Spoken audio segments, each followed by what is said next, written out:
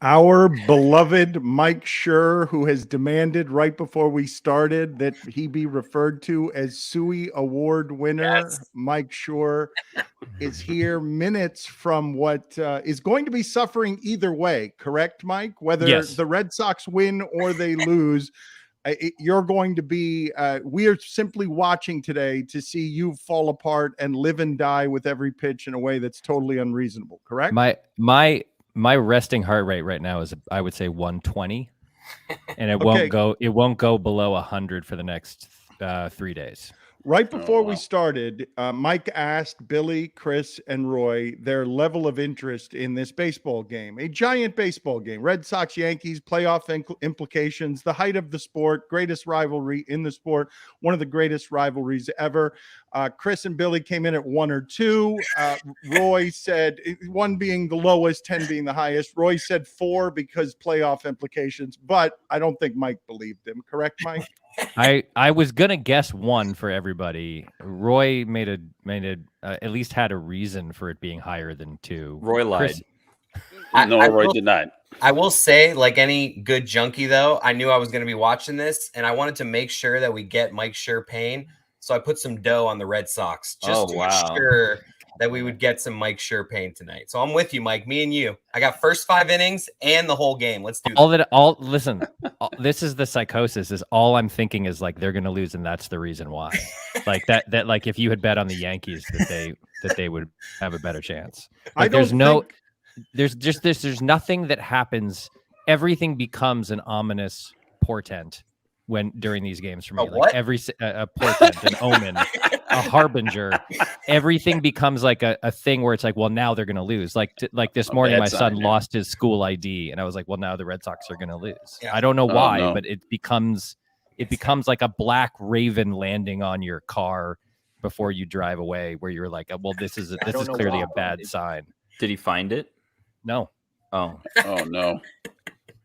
I love that he asked you, what does it mean to portend? And you came back with harbinger, making the degree of difficulty on what he was going to understand even harder.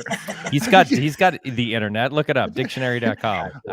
This is what I need to explain to not just the audience, but to Billy, Chris, and Roy, because they are our show's baseball fans. But as baseball fans, they're total bullshit. Like comparatively but how they care about this is not the way that Mike Schur cares about this. And his team's good. Yeah, that's true. My team's 25 games under 500 and got eliminated from the playoffs 6 months ago. Oh, if the Marlins were in the playoff hunt, I would be into it. Yeah. Mm-hmm. Yeah, Mike, typical when's the last time you didn't runners. care about the Red Sox because they were so far out of it?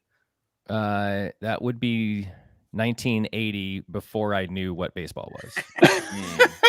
Yeah, you're typical front runners. You guys don't understand what it's like to care about baseball. If they were in 4th place, he would still care about what's happening. But the last time we did this, he told us the Yankees were going to be out. They were going to be sellers, and they decided, no, all right, we'll be buyers. They get Rizzo and Gallo, and he falls apart on screen. He's like, this is terrible. They're going to win every game after this. They're going to come hunt us down. Everything has happened that he thought was going to happen. And what I'm explaining to you guys is, I don't know how many text strings like this you're on, Mike, but he'll send a bunch of people just a strike zone outline and some Yankee pitch that was called a ball that should have been a strike in the 6th inning, because the Yankees catch every break and then inevitably they win the game after that. You are on how many of those conversations? You care about, outside of your kids, do you care about anything the way you include the kids? Include the kids in this. Okay, so this is the thing you care about the most in the world. Yeah, and listen, I need to say something. I need to make a disclaimer before this game starts. Ooh. I understand for fans of essentially every other team how uncharming it is for me to be like this. Like, the Red Sox have won 4 World Series in the last 17 years. They're good pretty much every year, except a few years ago. They had a little mini rebuild. They were last year they sucked, but it was only 60 games. Who cared? This year they were still supposed to be in their rebuild, and right now they have a 2-game lead in the wild card. Who cared about last year? And they have a $200 million payroll, and they're good every year. So I get it. Like, I get why it's not very charming to hear me like whine and complain about these things. But as I was explaining before we went live, you have to think of this as I am a person who was bullied. That is the mentality. Like I had a childhood bully who like shoved me around and threw me into a locker. And that is the New York Yankees. And so even if you're a grown up, if you're an adult and you see the kid who used to torment you in elementary school, you still have that feeling in your gut of like, oh no, there he is. That's the New York Yankees. So like I fully appreciate the incredible run of success I've had, not only with the Red Sox, but in Boston sports in the last 20 years. It's unprecedented. And I'm very grateful for it. And I understand how lucky I am. But when it comes to this specific rivalry, this thing that we're about to watch, I'm completely irrational. I have no ability to modulate my emotions or my heart rate or anything else. And so that's what you're about to experience over the next 3 hours is just completely irrational human misery, regardless of what happens. If they're up, the Red Sox are up 8-0 after one inning, my happiness will not rise appreciably. It won't. Like it will. I will still be like, yes, yours will, because you threw $50 on the Red Sox. But for me, all I'll be thinking is like, this is going to make the collapse and the Yankee comeback that much worse. That they're up 8-0. Does this team make you happy ever? Yes, they've made me deliriously happy. I was at Game 5 of the World Series in 2018 when they beat the Dodgers in LA, when they clinched. I was at one of the happiest moments of my life. I was with my son and two of my best friends. It was a great 2013 was incredible. The marathon year, 2007, like 2008, like the 2004 was that before 2018 was probably the happiest. That might still be the actual happiest moment of my life. Like they make me happy all the time within the games. I'm miserable. What does it look like you and your friends just going nuts at one of the like climax moments of the game? Are you high-fiving? Like I don't see you as a big high-five guy. You're just imagine that the white guys sound drop were three-dimensional. Oh wow. We're like in human form. That's what it looks like. Have you ever owned a jersey? Are you kidding? I own hundreds of them. Not these yellow ones, right? Woof. Yeah, those are man. Oh, geez. Those are bad jerseys. I have a hot take, which is I kind of like them. They're wearing them tonight because they've won 7 in a row, and they're gonna win until they're gonna wear them until they lose, which will probably be tonight. God. I kind of weirdly like them. It's the Boston Marathon colors. That's why they did it. It's not like Plus, if you live in LA, it looks like UCLA. So it's like there's a weird connection. I'm always looking for connections. Right. I imagine that you guys celebrate the winning of the Red Sox the way the male models did at the gas station in Zoolander. Yes. Yes, I didn't see that movie. I just, jumping 3 inches off the ground in delirious glee and falling lovingly into the arms of your friends. I mean, I was openly weeping. Like openly for the fourth World. I was like for the fourth one. The Coast one. Yes, for the fourth one, I was with my son. That made it very special, and I was with two of my very best friends, and I had never seen them actually clinch because that's such a rare thing, and I saw them clinch.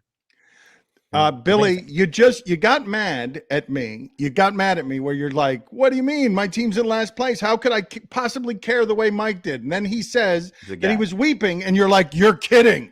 I don't understand. Not for the fourth one. I'm sorry. I don't want to be rude because Mike is a guest, but you're not a victim of bullying. Okay. You've won 4 World Series. You're doing just fine. New England has been fine with the Patriots and with the Bruins and with every team. Okay. Yeah. Like you're not a victim here. And I'm just saying, once you win the 4th World Series, when you're crying, it's kind of like, let's bring this up in therapy because it's too much. You're right. I'm not saying this is my point about I know how uncharming it is to have this attitude. You're exactly right. There is no earthly reason why I should feel this way in a number of different arenas, but I still do. It's just deep. It's psychological and irrational. And I'm sorry. I'm sorry, but I'm not going to apologize for it. Can I ask you a rude question? Please. I don't want to upset you, though. Does that hat have some significance or meaning to you? This is actually a Memphis Red Sox hat. It's not a Boston Red Sox hat. Memphis Red Sox hat. Memphis Red Sox are a Negro Leagues team that won they won the Negro Leagues. You got Roy's attention right there. Roy perked up there. Wait a minute.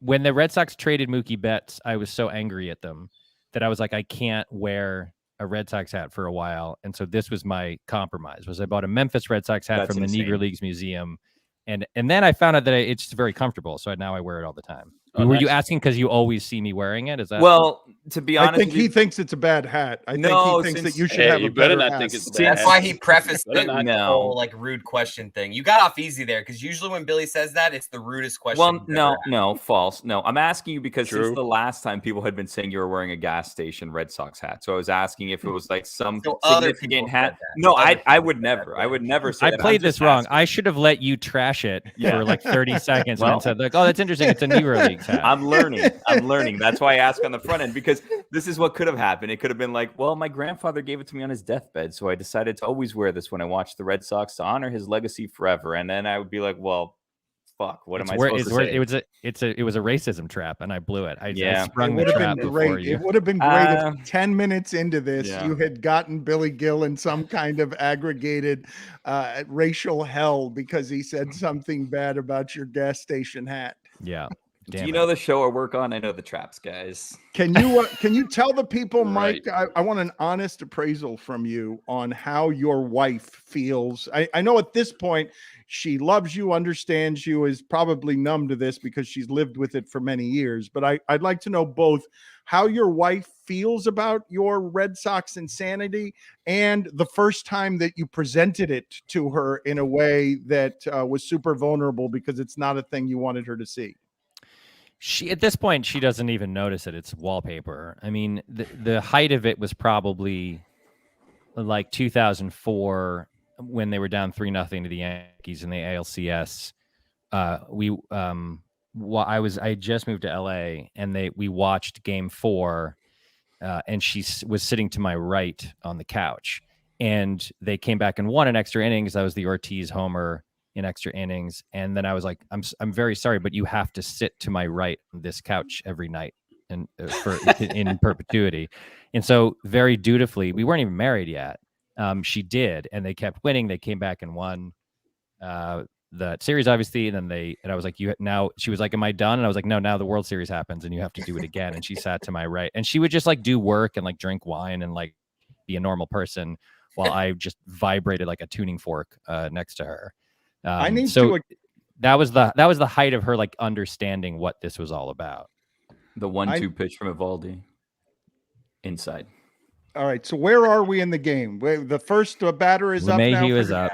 Oh, okay. So it's not a Brett Gardner fouling off 40 pitches to start the game? No, he's come later tonight, I think. He'll be on the Yankees until I'm like 50, right? Brett Gardner? Brett Gardner, yes. And he'll be slapping foul balls into the left field grandstand until we're all 50. That is a crazy mofo, man. Crazy. Who do you fear the most on the Yankees? Yes, crazy mofo. Who do you fear most on the Yankees? All of them. I fear all of them. Whoever's up. Whoever's up. I mean, Gardner's up there, honestly. Gardner this year is hitting 147 against the Red Sox, but he's walked 11 times. He has like a 340 on base percentage against the Red Sox, which is infuriating because he's not good. But he comes up and he'll go, here's what will happen. The count will be 0-2 immediately. Then he'll foul off 11 pitches, and then there will be a ball, and then he'll foul off 11 pitches, and then another ball, and then he'll eventually walk, and he alone will drain one entire inning from Nate Eovaldi's arm tonight. Really? Does Nathan Eovaldi bring single to right? This game is over. LeMahieu single. The game's over. Bring pain to you, no. really? I hate Nathan Eovaldi. I'm sorry. Former Marlin great. He's the one we traded for Hanley. Former Marlin player turned great after leaving the Marlins. He's one of the classic. What usually happens. Yes. Wait, has he been great though? Well, because I remember he came better here than when he was here. He was throwing 101 miles an hour, and it seems to me like he always is throwing 101 miles an hour, and his ERA is always over 4. Yeah. He's become a much better pitcher. He had Tommy John. He developed a cutter, which he had never. He used to just throw 4-seamers and just blow everybody away, and then people eventually caught up to it. He now throws a cutter. He's a much better pitcher than he was before. And he won Red Sox fans' hearts forever in the 2018 World Series because that game that went 19 innings against the Dodgers or whatever it was, he came in and threw like 8 innings of relief in a game they eventually lost, but he like saved the entire bullpen. And so everyone loved him. And then Dave Dombrowski gave him like a way too big a contract. He gave him like $64 million or something for 4 years. and then he immediately was out for an entire year with arm surgery. But he's the best pitcher on the team. He's now maybe Sale now that he's back, but he's essentially all we have. So he has to. If he doesn't win this, there's another single. This game's over. This game's over. Oh man, game is over. So what? Dan's just cackling at your pain. So we've got. So we've got what, runners on first and second, or runners on first and third? No outs though, Dan. No, your boy Rizzo. Your boy Pitch Rizzo. count's getting up there too. And now it's nobody out first and second, and now it's Judge, Stanton. Oh no! Gallo. Don't worry about Sanchez. We'll see what happens. Some people are watching, some people are just watching this. We'll see from your reaction. But can you take us through? And I will be departing and allow the group to enjoy itself. But I just have a handful of questions here. Can you take us through exactly what your reaction was when Mookie Betts was traded? I was despondent. That's the only where I was. I mean, he's my favorite player of all time. He's my number one all-time favorite Red Sox player. And so throwing to Judge is so scary. What'd he do? Did he swing and miss, or was he just stood there. He just stood there. He's 6'7", 285. He's the scariest human being alive. I told you this the other day.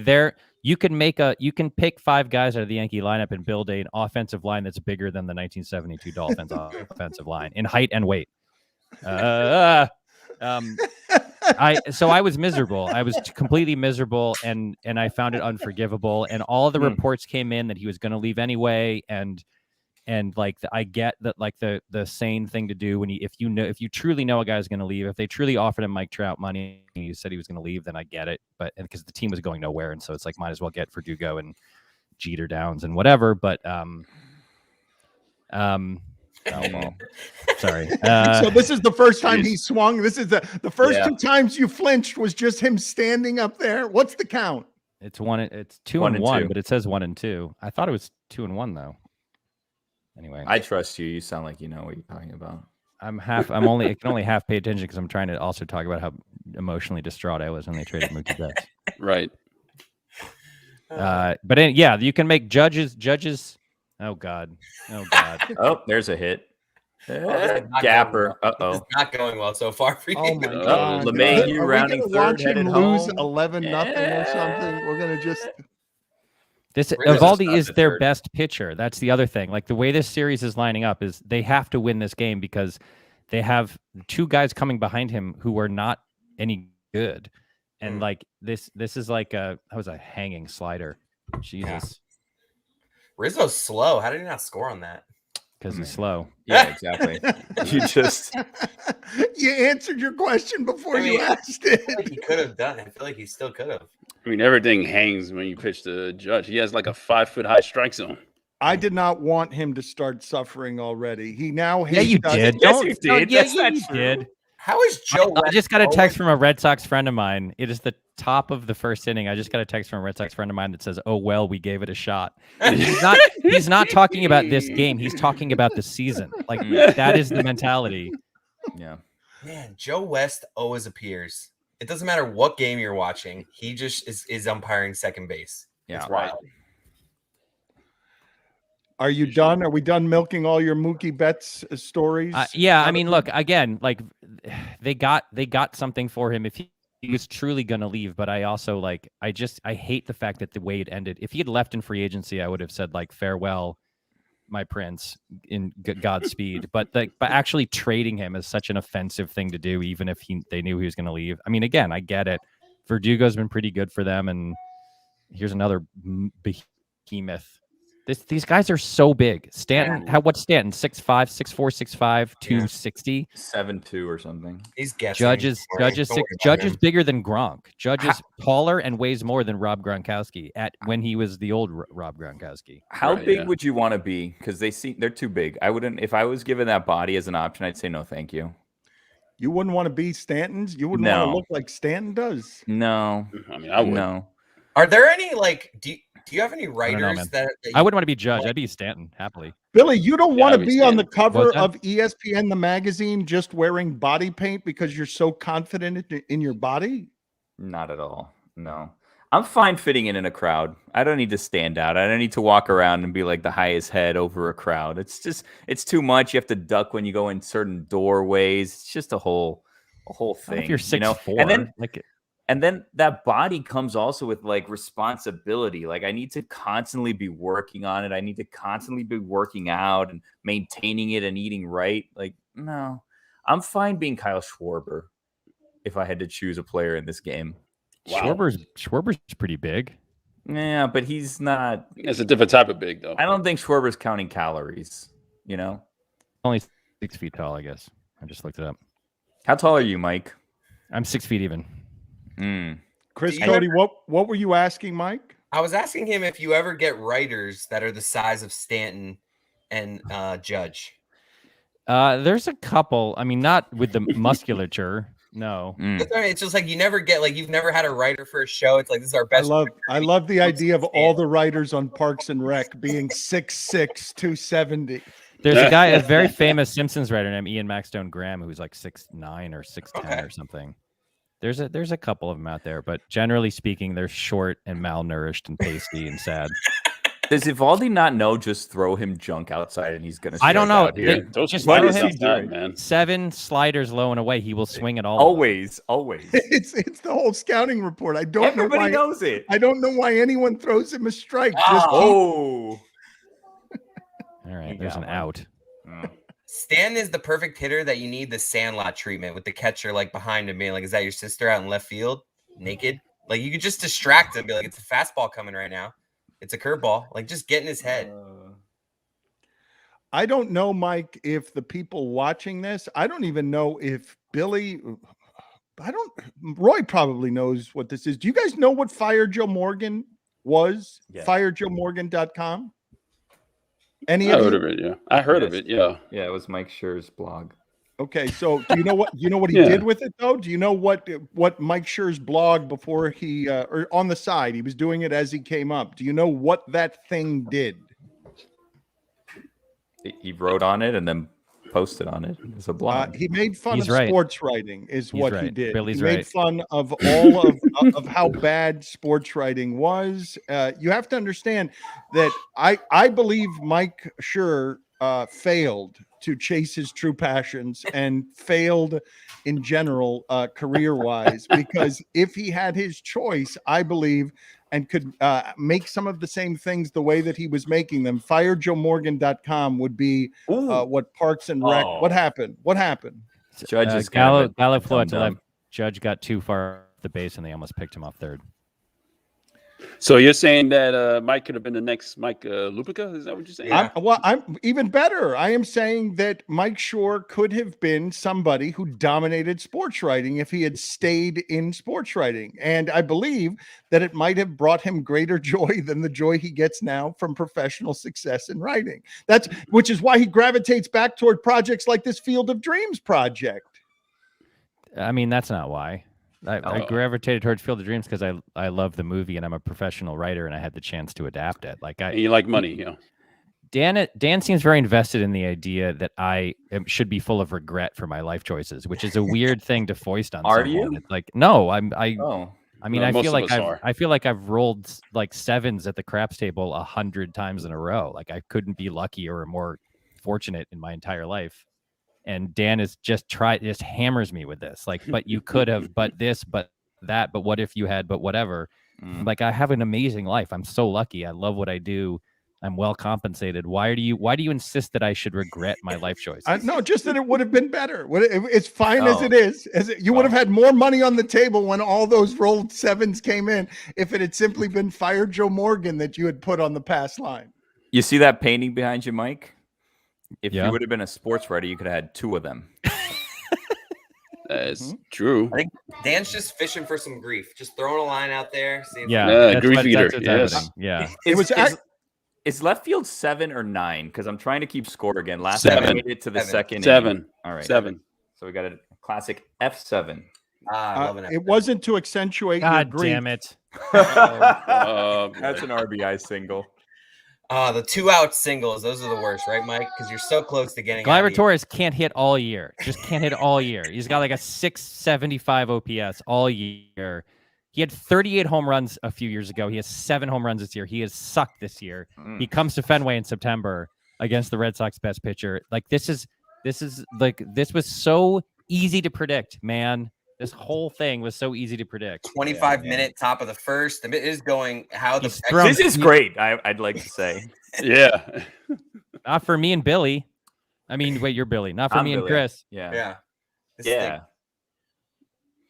I have a pitch counter in case anyone was wondering, which is useless.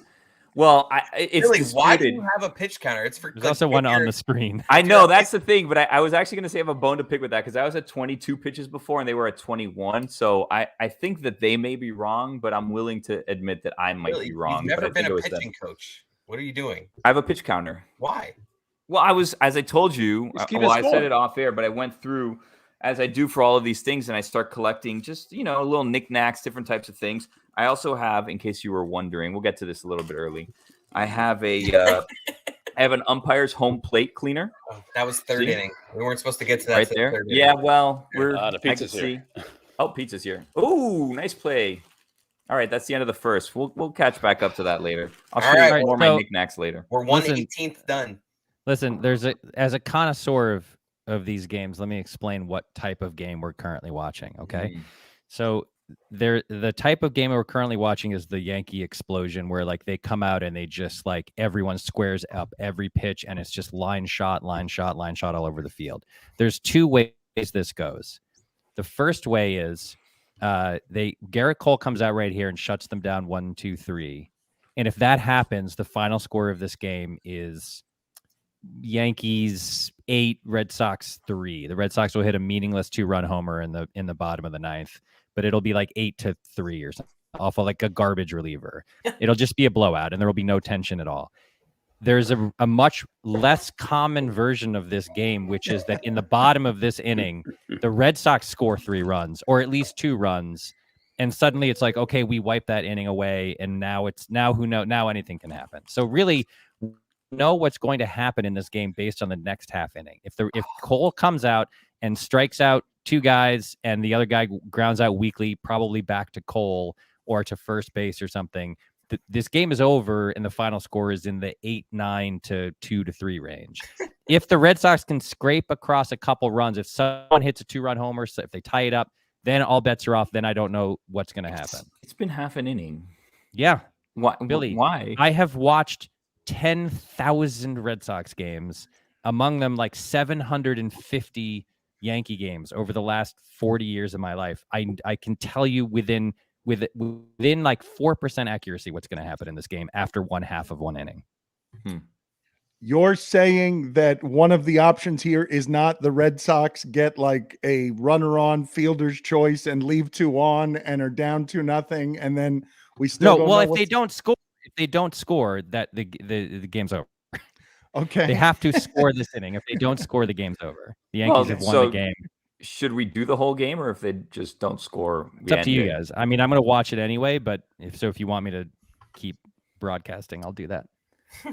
Do you want to tell the people? I heard that you announced on your own podcast, you made an announcement that the guys on this screen may or may not be aware of, that your podcast is something that's going to come over and frolic with our podcast. That's right.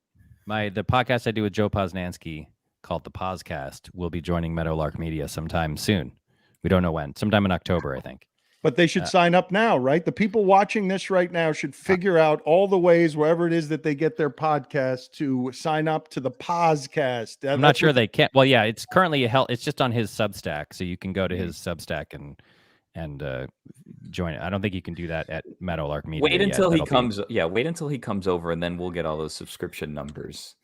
And then we'll rocket to the top of the list because of the way things work and the new subscribers and all that. And then I'll be like, look at this big success because you joined us. There is a segment on the podcast called the Yankee Minute where Joe and I just complain about the Yankees, whatever, and it runs year round. It's like if it's like early February, we'll still find something to complain about.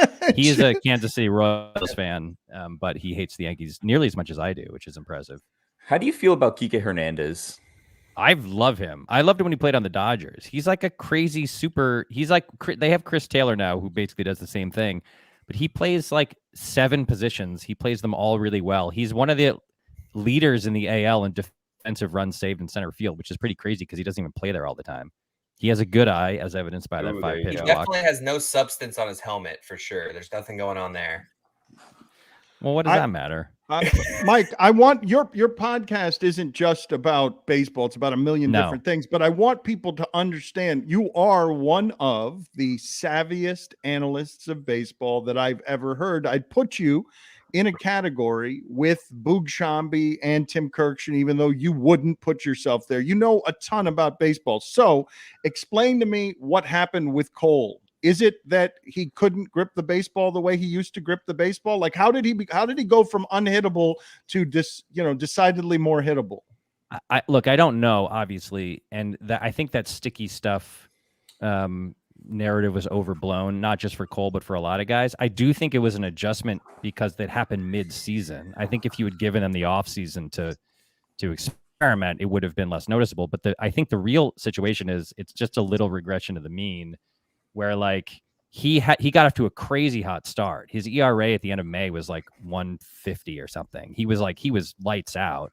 And so I think a little bit of what happened was like, he got touched up for a few runs here and there, and it looked like the jump in his ERA made it look like he was falling apart, but he wasn't. His ERA is around 3 right now, maybe a little under, and that's probably what you would have guessed it would be at the beginning of the year. So I think it was a little more coincidence and causality. I can't believe Billy chose Kyle Schwarber of all the options on the Red Sox. Like, that's the body you want. He did lose a ton of weight after. Yeah, good. I mean, I'm not saying he obviously looks fine, but I'm just saying there's got to be better bodies on the Red Sox. That's Kike exactly is a very handsome gentleman. I don't know if you know, like if I had to choose one, I think I might choose Kike because he's a very good looking dude and he's a normal sized human being. Like I get what Billy's saying. I wouldn't want to be Judge either. I wouldn't want to be like 6'7". Kike is another former Marlin anybody that then turned into World Series hero and now Red Sox. Yeah, that's what usually happens. It's ridiculous. How many of those are there? There must be dozens. All of them. Name one. Dave Magadan. You're asking me. Dave Magadan. Dave Magadan is what you did, Roy. Have you watched baseball since the early 90s? Dave Magadan was someone before he came to the Marlins. Are you shitting me? That was my mom's crush, like in the 90s. Mine too. She used to love Dave Magadan. Yeah. Mine too. And Wally Backman. Yeah, all our moms love Dave Magadan. That's true. Yes. Put it on the poll. Yes, no, that's absolutely. Did all moms love Dave Magadan? Did all moms have a crush on Dave Magadan? Roy, what is the matter with you? You just went 30 years back. You couldn't get anyone within the last 30 years? Ooh. I mean, sure, I could have. Miguel Cabrera, well, he didn't win, but yeah, of course I could. Handling and everything, yeah. Not to mention, I don't think Dave Magadan ever did anything after leaving the Marlins. No, he was a coach. But he was a Met, and then he came to the Marlins their first year. That's true. That's also true. I saw the 30 for 30. Right, Roy. Not only did you choose somebody from 30 years ago, it was an awful choice. Do me a favor. I'm going to look this up right now. See what Dave Magadan. I'm going to look right now and see what Dave Magadan did after leaving the Marlins. You know what he did on the Marlins? On the Marlins, he got replaced by Gary Sheffield. That's how productive he was as a Marlin. That's something. That's an accomplishment. He got too old, so they had to bring up Sheffield. Well, no, they traded Sheffield. They traded Trevor Hoffman, another Mike Schur, Marlin turned superstar for another team. Oh, GIDP. Of course, Rizzo picks that impossible throw out of the dirt to complete the double play. Okay, so anyway, the point is they didn't score and the game is over. So if you want to keep watching, I'll happily watch this with you. But the Yankees have won this game. There's still time. There isn't. There is not. There's time. You don't understand, man. Also, by the way, nobody except Red Sox fans knows how much this matters. But Garrett Whitlock, who's been their best reliever all year, is out with a pec strain. Oh, he's like a multi-inning guy, and he's like maybe the only good pitcher they have in their entire bullpen, and he's not available for this series. So there's no way, with Eovaldi throwing 26 pitches in the first inning and getting knocked around, there's no way that they can stretch their pen enough to win a close game. Like it's just not. It's not possible. Dave Magadan played for 4 teams after leaving the Marlins, never had more than 30 RBI for any of them. Just hit the totals here on home runs after leaving the Marlins is in 1995. He hit 2 homers, 96, 3 homers, 97, 4 homers, 98, 1 homer, 99, 2 homers, 2000, 2 homers, 2001, 1 home run. I'm including his coaching career, Dan. I can't believe what a poor choice you made. What did he do as a coach? Was he on the 2003 team? He must have been. No, right? he was on 93. No, he was done in 2001. No, as a coach. He never coached for the Marlins. Oh, yeah. No, he never coached. No, when he left the Marlins.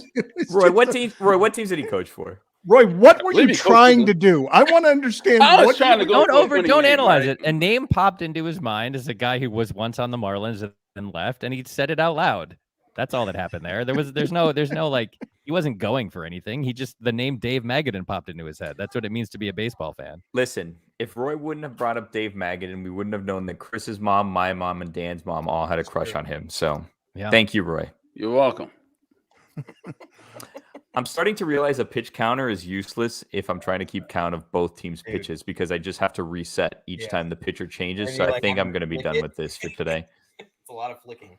Yeah. Unnecessarily again. Did you think that was going to carry 9 innings and 5 hours of content? That's what I was going to ask. You having a pitch counter? What was the long-term play you were solid dialogue about it? Listen. Wait a minute. Dave Magadan was the batting coach. The hitting coach for the Red Sox, and they won the World Series. That's what I meant. There you go. That's what you meant. Yeah. That's exactly what I meant. Damn good hitting coach for them, Roy, if I remember correctly. That's damn correct. Good hitting coach for Thank them. you very much. So You should know that, here's Mike. my friend Brett Gardner. Evaldi's standing on the mound, ready to pitch. Just Gardner throw. is in the box, kicking dirt around, then steps out of the box, takes 4 practice swings, then steps back into the box. I mean, settle in, people. If you had to make an argument for a baseball player not needing to wear a helmet, I would make the argument Brett Gardner doesn't need to wear a helmet. Just a thick skull. I just think if anyone could just eat one on the forehead, it would be him. Late year Barry Bonds, career Barry Bonds. That's good. The ball would have the ball would have broken apart if it had hit his forehead. Oh my God. Oh no. No, that's an out. Renfro's really good. Red Sox have a fun right field. The most fun right field line in baseball, I'd say. Easily. Yeah. It's 302 feet to the foul pole. You can hit a 302-foot home run. Who has the most fun left field line in baseball? I kind of think it's also Fenway. I knew that was coming. That wall's a little outdated, if I'm being real. Wow. Okay, name a more fun left field then. Well, the Marlins actually outdated. Pro Player years old. Pro Player Stadium had a sneaky one with that little tiny Marlins? nook before the little nook before the wall where Alex Gonzalez hit that home run. Billy knows what I'm talking about. The Marlins and the Red Sox are essentially the same franchise, right? I think we could argue that. Aren't there a bunch of teams in the league who have a left field line that's like 7 inches from the left field foul wall or where the left field bleachers are? Aren't there a bunch of teams in the league that have no room whatsoever in foul territory in left field? There's fewer than you'd think. I mean, Fenway, it's literally, I think, a foot away from the left field grandstand. It's about as close as you can get. I don't think there's any park that's closer. I don't think it could be. Because the foul line would be on the wall if it were any closer. The Astros had the most fun center field, but then they ruined that. Yeah, Tall's Hill. Yeah. Billy, what are you laughing at? Just Claire's Claire's yammering so far. What we've gotten out of that house is Dave Magadan and Claire yelling. He's a World Series winner, Dan. Why did the Astros have a hill in center field? That was weird. The guy who I think owned the team before, it was called Tall's Hill or Towels Hill, TAL, and it was an homage to, I think, a former owner of the franchise who liked hills. Who liked the like in the old days. If you go back and look at the stadiums from like the turn of the century, like in like the late 1900s or late 1800s, early 1900s, like they had stadiums where like there were like Joe McGraw Stadium, I think, or was that what it was? It had like the left field was 440 feet away and center field was 550 feet away. And fans would come and picnic on the field. Like there's these photos where you see like fans out in the deep outfield with like like on the field, and the ball would occasionally like roll into where they were picnicking. And I think that guy loved that era or something, and so they like built that hill with the flagpole as a way to like. I love that. Did you guys not love that? That was amazing. That was a good little tidbit. Nice little tidbit. Every team should get it to put a hill anywhere on the field that they want, besides the pitcher's mound. Remember, Dan, the Marlins used to have Bermuda Triangle in the old stadium center fields. What was that? They call that the home of the inside the park home run. That Bermuda. It was Triangle. just a deep part of the park in left center field. Where was it? Tal Smith? Was it named after Tal Smith? That sounds right. Yeah. The reason I ask is I just have a vague recollection, and this speaks to my stupidity as an analyst in baseball, of asking a scout named Tal Smith in private, just insisting, having an argument with a friend of mine, that the better defensive outfielder in an outfield was Michael Tucker. And I was arguing on behalf of Michael Tucker, and the other outfielder was Andrew Jones. And so we took the argument, and this was very young, early in their careers. We took the argument to Tal Smith, who then immediately began laughing in my face. But I don't think of Tal Smith as an owner. I think of him as a scout. Do I have that wrong? So I'm going to read from Wikipedia. Tal's Hill, also called the Grassy Knoll, very classy to name it after a place where a very bad thing was a 90-foot wide, 30-degree incline in the outfield of Enron Stadium, which was later made Park. It was created in 2000 when then Enron Field opened with a flagpole on it. In 2016, it was level, blah, blah, blah. It was named after former Astros president Tal Smith, who proposed its inclusion. In 1996, when the Astros were designing a new stadium, owner Drayton McClain asked, "What can we do to make this ballpark special?" Tal Smith responded by suggesting a hill and pole in center field, similar to the Cincinnati Reds' Crosley Field. The project became known as Tal's Hill when architects Populous made designs to facilitate. I really didn't think that you were going to be able to come close to trauma and tragedy after Grassy Knoll, but when you said Enron, you were it was a cursed stadium, man. It was really bad. I was there when it was. I went a bunch of times when it was Enron, and my aunt actually worked for Enron for a while because my family lived in Houston. Any good stories there? Any good stories of fraud? Is your entire fortune built on Enron fraud? Did your aunt defraud a bunch of people, Mike? She was. I mean, she got out before she sold out all of her coworkers and went on the lam before they could catch her. I'm gonna look up. I think it's John McGraw Stadium that had those crazy dimensions. You should throughout the night just throw in made up facts, because we're gonna believe anything that you say, and then see if you pick up on any of them. Yeah. All right, I'll mix in real things with fake things. I love it. What's the basis for these yellow jerseys? The Boston Marathon. These are the City Connect jerseys that all the teams did this year, and they wore these for the Boston Marathon weekend because the yellow and blue are the colors of the Boston Marathon. So they wore them back in April, and then recently they brought them back out and they started winning, and now they've won 7 in a row, and they've decided they're going to keep wearing them until they lose. All right. I feel like we're not allowed to make fun of them because of the Boston Marathon, but they're horrific jerseys. Yeah, they're pretty bad. You can make fun of them. I told you I kind of like them. Yeah. So we can still make fun of them. We just need to preface it by saying I don't think we're allowed to make fun of them. Right. Covered. I'm gonna show you guys in a moment. I don't know if you noticed the condition of my dog. I will put my camera back on here in a second. But my dog is very relaxed, and my dog is very excited about everything that's happening. Can we get Adnan? No. There we go. We got right behind me there. We got if this dog had balls, you would be seeing all the belly rub. Oh yeah, that's how I lay when I want a belly rub too. How do we always end up at dog genitals? I don't know. Can't find this. It's not. I don't think it was John McGraw Stadium. I don't think John McGraw had a stadium.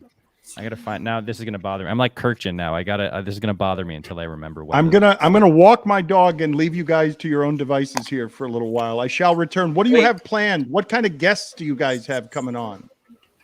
Well, it's Friday night, so everyone kind of said no.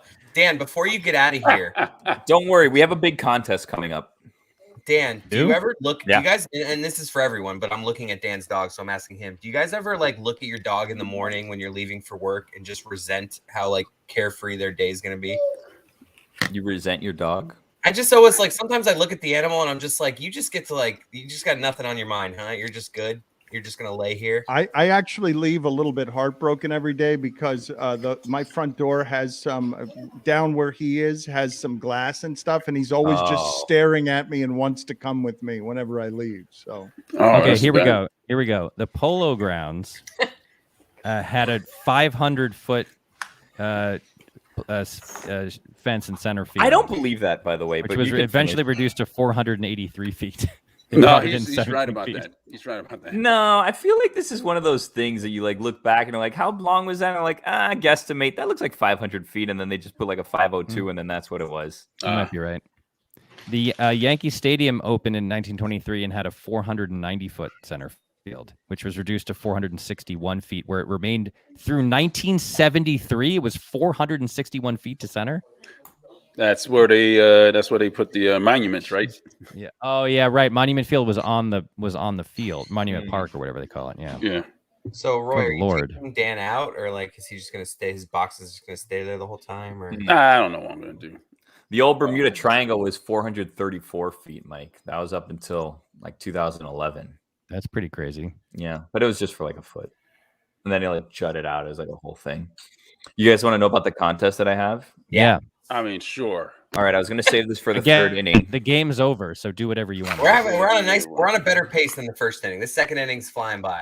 All right, guys, this is how this contest is going to work. And again, I don't know the prize just yet or how we're going to determine a winner. Maybe Roy, you can kind of follow along and determine a winner. But this contest is called Guess How Much Money Is in This Coin Jar. Ooh. So if you're watching at home, start getting your guesses in. How much money do you think is in this coin jar? And then later in the broadcast, we'll pick a winner. You really wait, there's glare though. I need to glare. Give me a closer look so I can get a feel for how. I gotta follow along. Huh? A lot of copper. It's not just pennies. There are some nickels and dimes and quarters in there. Does look like yeah, there are some quarters, and if I remember correctly. Well, I'm not gonna say. I don't think there's a dollar in here, but there's no bills. It's all coins, as you can see. $37. Well, hold your guess, Chris. You don't want to get too excited here. 37 is also a very round number. It's very unlikely that exactly $37 are in there. If I'm gonna be. Do you know the thing about 37? Do you guys have you ever heard this? This is an interesting psychological phenomenon. If you ask people to name a random number between 1 and 100, they'll very frequently say 37. That's really what happened with me there, I guess. Why is that? It is. And there are some theories about it. One of the theories is that like any number between 1, you're not going to choose a number between 1 and 10. And like numbers between 10 and 20 feel a little too low. So you go into like and then even in the, like you basically get into the 30s because it's like, well, it feels like the middle. Like you randomly feel like you should be in the middle of the range. And then for some reason 30, like you wouldn't say most people if asked to pick a random number wouldn't say 30 or 55 or 50 or whatever, even though that's just as random as any other number. So they go into the 30s and then they pick 7 out of nowhere. It's very weird how often it comes up. 7 is definitely a go-to. I don't know about 30s, but 7 for sure is like. Well, you said 37, so. No, I know. Right. I'm just saying, I know. I'm just saying 7 though is the number I you'll see characters on TV very frequently. They'll be like, I'm so sorry, I have like 37 meetings today.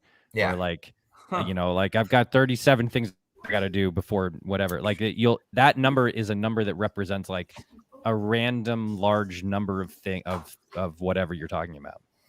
What's your favorite number now that we're on the subject of numbers? If you were a Red Sox player, what would your number be? It's a good question. My son's number in his youth baseball organization is 18, and I kind of think it looks cool on his jersey. Is it always 18 or just currently? It's been 18 for years now. I hated the fact I was little, so I always got the low numbers because it was normally like based on size. So like smalls or whatever was like 1 through 5, and then like randomly large was like 7 through 10 or whatever, and then there's just a random assortment of numbers. He's been very undersized for his age most of his life, including up to the present moment, and so he was number 1 on every youth team through like age 11 or 12, and then he plays on this travel team, and on the travel team he got 18. That started when he was like 9 years old. So now he's plays travel ball.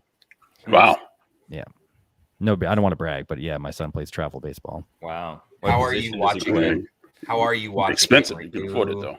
He's No, I actually am the scorekeeper. I'm the official scorekeeper for the team, so I'm always like at the fence, like with Game Changer. It's an app. Look at us. How does this work? Are you friendly with the scoring, or are you hard? You're like, nope, sorry, that's an error. Honestly, I try to be fair and err on the side of like rewarding the kids. Exactly. You know, so like if there's a hard grounder that should be an out and it's right to an infielder and the infielder botches it. If it's a hard hit ball, I'll give him a hit on it because I don't want to. My favorite thing to do though, and it's a true a-hole move, is when the other team, if like the other team is winning and they like there's first and third and nobody outs and the kid on first takes second, I won't credit them with a stolen base. I'll give them defensive indifference. Just to be like, I'm not like, if the catcher doesn't throw down, I'm like, that's not a stolen base. You don't get that stat. So, and it's not like it matters. It's not like they're looking at my Game Changer report. Right. Well, what if the batter hits a single, but he moves up on second on the throw? Would you give him a double, or you would? No. Oh, come on, Renfro. Damn it. All right, we're through 3-0. No, I will not do that. I will give them a single and I'll say advance to second on the throw. And who are these stats for? This is for the team, for the league, or you just do this on your own? No, it's for the team. It's for like, and for it's not, you don't like turn them into the league or anything. Although sometimes when they play in tournaments, you have to turn in the report because they have like pitch counts on the kids. So you have to show that the kids didn't exceed the pitch count or whatever. Right. But generally it's just for the kids and the families to have. My dad was the stat guy on my travel teams too. Yeah. Wasn't your dad the announcer also? Yep. Have you gotten there yet, Mike? What do you think? Announcing?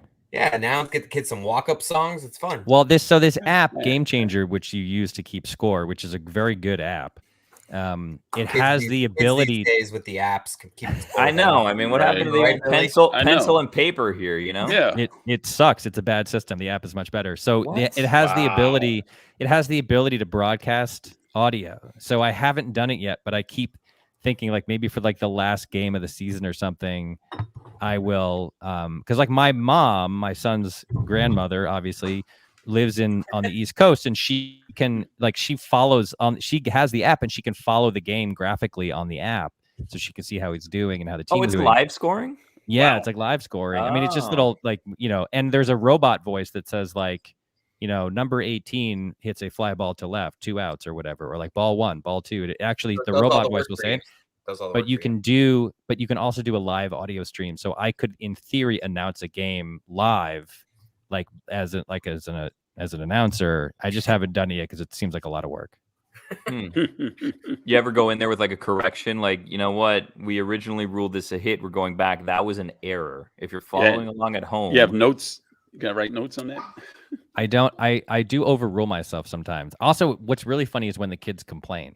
Like I'll pick them up from practice or something, and a kid will come up to me and be like, you said that was an error, that was a hit." Like they'll work the ref to get their stats up. Does it ever work? No. The rulings are final. Are you a memorabilia person at all? Yeah, to some extent. I used to be a big one. But I used to be like, I collected cards, and I still like, my son now collects cards, and when I buy memorabilia, it's mostly for him. It's like I buy him like for Christmas and his birthday, I'll buy him I got him like a signed Jason Tatum photograph, and I got a signed bat. After the Sox won the series in 2018, I bought him a bat signed by like Benintendi and Mookie and a couple other guys. So most of the memorabilia I buy is for him, not for me. And it feels weird as a grown man to do that. I don't know. I mean, maybe you have something in your office or whatever. I have, what I do have is I have a bunch of like framed newspapers from like the day that, like the Boston Globe from the day they won in 2004. And then I also have a signed, that photo of, no, that's off the wall, or is it gone? Nah, it's off the wall. Yeah. God damn it. It's Rizzo, huh? He's good. How'd you feel about Rizzo before he was a Yankee? I had no opinion of him. I thought he was fine. We did this last time. Yeah, we did his debut. Where he hit a home run here in his pinstripes. You called that, if I remember correctly. Yeah. You said all new Yankees. Again, it's just what happens. So you had a newspaper? I have a newspaper, and I have a signed photo of Malcolm Butler picking off Russell Wilson in the end zone from that Super Bowl, because I was at that Super Bowl. And so to commemorate that, I bought an autographed. It says Malcolm Butler GWINT, because I'm sure he was signing so many of them. He was like, I'm not going to write game winning. I'll just write GWINT. That'll be enough. Nah, heady play. It is, yeah. I'm sure he made more money from that than he did from his salary that year. Like, so. How about Malcolm Butler? You just sign it full. You're Malcolm Butler, okay? It's your one thing. I mean, geez. I mean, it's not like it's Tom Brady over here. Well, he did not win the MVP that year, although Brady gave him the car or the truck or whatever that Brady won for being MVP. But I don't know. I mean, if that's your you're Malcolm Butler. It's your third year in the league. You went to West Alabama. You were like a sixth or undrafted free agent, maybe your seventh round pick or whatever he was.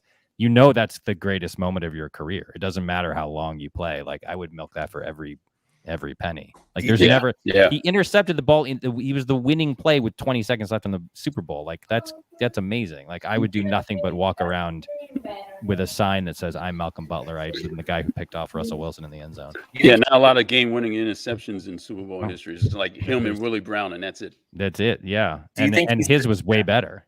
Do you think he says to Brady there, like, how about this? You keep the car, and I'll take the MVP. Yeah. Or also, like, thank you for this truck I don't need that I'll have to pay taxes on. Yeah. Like, the hell. Like, give me the trophy. I like a good truck. The Yankees are going to score 2 runs this inning. I'm just telling you. You'd rather have a truck than an NFL MVP? Well, I mean, but it's not real. It's not like actually his. It won't say his name or anything. It's not up to Tom Brady to decide who the MVP of the Super Bowl is. That's true. He was picked off. He was picked off twice in that. He threw 4 touchdowns, but he was picked off twice in that Super Bowl. Like, I thought they were going to give it to Butler just for that play, but I don't know. I'm sure he kept the ball, right? How do you guys feel about the Dolphins? What's the mood down there? Distract me. I can't watch this game right now. Not great. Talk about the NFL. Not great. Watching all these young quarterbacks be really good just makes me very insecure about Tua. Like, and I flip-flopped on this like in the last 2 weeks. Like, I heard you on the show wavering the other day, and it made me sad because I was behind you in your like optimism, and then I heard you wavering. Everyone looked so good. All these other quarterbacks look good, and Tua I know his offensive line's bad. That's the one thing I'm just holding out. That like maybe it's all because of the offensive line, but I don't know, man. I'm a broken man when it comes to looking for a quarterback. Don't give up on Tua just yet. It's early still. I know. But I heard it was Dominique Foxworth talking about Make sure thinks it's done. He doesn't think it's too early. No. I'm not saying it's done at all. Like at all. But it's not that. But early. You should. That's the thing is it's not that early. Like it's not game 3 or whatever. Like he's played in a dozen games at this point, and like that is still early-ish. But like you have seen him play enough to form an opinion. I think. Yeah. I mean, he hasn't played yet with a great offensive line. That's really all we can say. He hasn't played with a mediocre offensive line. Right. Oh, man. Why'd you have to bring up the Dolphins? I'm sorry. I was literally just trying to distract myself from. Yeah, I'm trying to distract myself from what's about to happen. Right. Which is that Mike Stanton's going to double into the gap and a run is going to score, and then Evaldi will be pulled in this game. Oh, sorry, I called him by his old name. You called him the pitcher. Well, his name he was going by Mike. Remember in the old days? He was. Yes, he was. Yeah. Oh. It's so scary. They're so big. They're all so big. Yeah, these are giant people. Yeah. And it's like also I've watched a lot of Yankee games in the last 2 months, and like they're all flailing at that pitch that Evaldi just threw that slider in the dirt. Like I've watched Stanton flail at that pitch 100 times, and then somehow now he just lays off. Like it's like they always just save their best effort for these games. That's part of why it's so torturous to watch. Are you watching the Yankees and the Red Sox simultaneously, or are you watching the Yankees above the Red Sox just because you know what they're going to do? No, I'm watching like on a nightly basis, are you saying? Yeah. No, I'm watching the Red Sox, and I have like the Yankee score open on MLB.com, like underneath Gamecast or whatever on Gamecast. Yeah. And then if the Red Sox win, if the Red Sox game ends, I'll flip over to the Yankee game to watch the end of it, or vice versa. Like if the Yankees are losing, sometimes it's fun to go watch them. Like when they got beat up by the Indians recently, it was fun to watch the end of those games because the stadium is like dead quiet and all the fans are miserable, and that brings me joy and happiness. I love nothing more than seeing miserable fans of teams I don't like. It's well, that's a free-run homer. Oh, gone.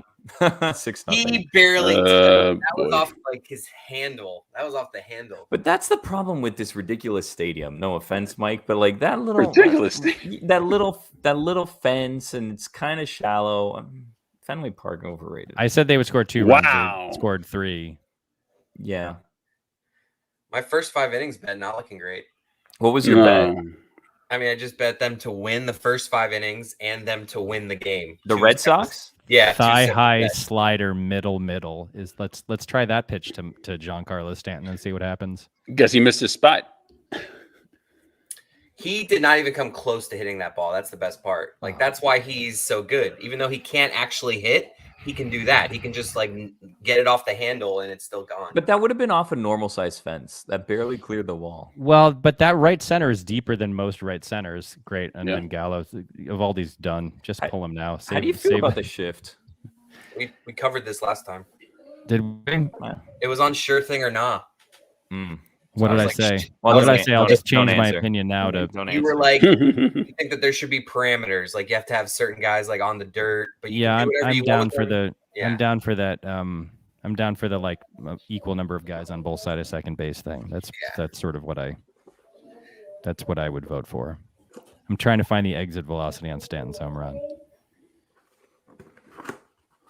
This is exactly what Batard wanted, by the way. That's what really burns me. Yes. Exactly what he wanted. Yeah, he wanted you a pain. Yeah. Yes, and he's getting it. Congratulations, Dan. It looks like we're 2 for 2 on blowouts when we do this.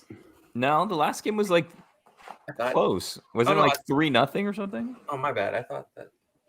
Well, it was never competitive. It was never competitive. Like you never were like, oh, the Marlins might come back and win this. You know. Someone said it was 108.6. Someone else said 106. I don't trust any of these people. MLB Barrel Alert has it at 108.4. Oh. It's a 92-mile-an-hour cutter, middle to Giancarlo Stanton. Smart pitch. Good pitch to make. Just wasn't his night, Mike. So you used to be a baseball card guy or not really? Oh, wow. No, I was. And still, I mean, I still buy my son baseball cards. He's a fanatic now. But yeah, I collected until I was like, maybe 13 or something, and then like Upper Deck came along. I'm older than you guys. I was gonna ask how you felt about Upper Deck. You're not a fan? I didn't like it. I was like, at first it was really cool because all the pictures were so crisp and they were really great. But then that was like that early 90s baseball card bubble. And suddenly it was like a pack of cards like went from 45 cents to like $2. And I was like, this is insane. Like who has the money for this? You know what the craziest thing now is? Do you guys buy basketball cards? Anyone buy There's no reason to. No. Basketball cards are the most expensive commodity on earth. It's like buying like copper futures or something. Yeah, it's crazy. Yeah. Like a pack of baseball cards is like $12. Well, those Top Shots are those are garbage. You didn't get your son into that, did you? Top Shot? No. Yeah. I was like, no, that's ridiculous. Mike Ryan spent like hundreds of dollars on Obi Toppin. I know. I remember hearing that. I was like, what are you doing? There's so many gambling addicts on your show. It's absurd. Like so much wasted money being thrown around. Yeah, well, hell yeah. I wish I had that money. I mean, everyone should gamble. Thank you, DraftKings. Right? DraftKings? First 5 innings. Yeah.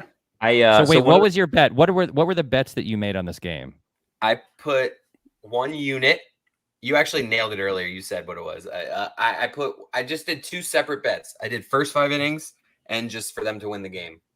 So if they're ahead in the first 5 innings, you win 1 unit's worth of money, and if they win the game, you win a second unit. So basically, if they lose, like I'm losing both. Like that's just. I was hoping to get I was hoping for a nice little 1-0 lead after 5.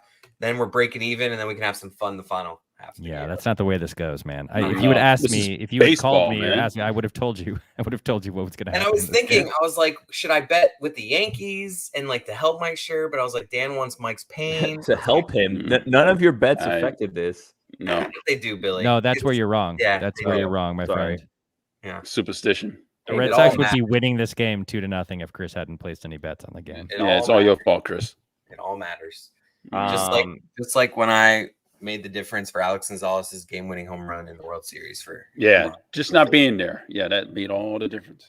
So wait, well, the story is you were at the game and you went to get food or something? I was missed at the it? game and they hadn't Right. scored for like 3 innings. So I was like, Mom, we got to change it up around here. I'm going up to the concourse. So I went up and he had first at bat. I think he led off that inning. First pitch, home run. I don't know if it was first pitch, but it sounds good. Off Right. Jeff Weaver. Jeff Weaver. Not Jeff Weaver. I remember because there was a Yankee fan in our section, and he went down and he was complaining about Jeff Weaver and how Jeff Weaver was going to blow the game. And at the time, we had Braden Looper pitching for the Marlins, and the Marlins fans were like, "Dude, you're fine. Braden Looper is going to blow this game." And then he gave up the home run to win the game, and then he was coming back to get all his stuff because he was going to the bathroom or whatever. He's like, "I told you guys, Jeff Weaver," and that's my Jeff Weaver story. It's good. Yes. Thanks. I went Weaver to boys. the That was I like went to the I went to Fenway in 2005 for the first home game, which was against the Yankees, to see them get their rings. And I sat in the monster seats, and it was freezing cold. It was like in the low 40s. It was a freezing, bitter cold afternoon, and we saw them get their rings. It was amazing, life-changing experience. Great. In like the third inning or something, I was like, I'm too cold. I got to go get a blanket, and so I left my seat on the monster seats, went to the store to get a blanket to put over my legs, and watched on the monitor as I think Doug Mirabelli hit a home run that actually hit the back of the seat I had been sitting in. Oh my God. Wow. So I could have caught a ball at that game, Ugh. or more likely broken my hand and not caught I was it. just going to say, Somebody would have taken it away from you. that seems like it probably benefited you in the long run. I also feel like, and not to call you out, I feel like it did not change your life. No, it would have been cool though. No, right? but you said that it was a life-changing experience, and I feel like your life was Seeing probably them pretty get their much- rings, seeing them your get their life rings. is exactly Billy. the same before and after. No, it was not. Seeing them get their rings was a life-changing experience. It took me from a guy participating in that ceremony. Took me from a person whose team You did was not a hapless. participate in the I ceremony. did. I was there. No participation. I was participating. I You was a part stood of and it. applauded.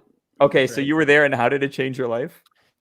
Because I went from a person whose team was a hapless, miserable collection of racist, awful lunatics, mismanaged and misguided and pathetic losers for nearly 9 decades, to a guy who was a fan of a team that was a world champion and had a bright future ahead of it.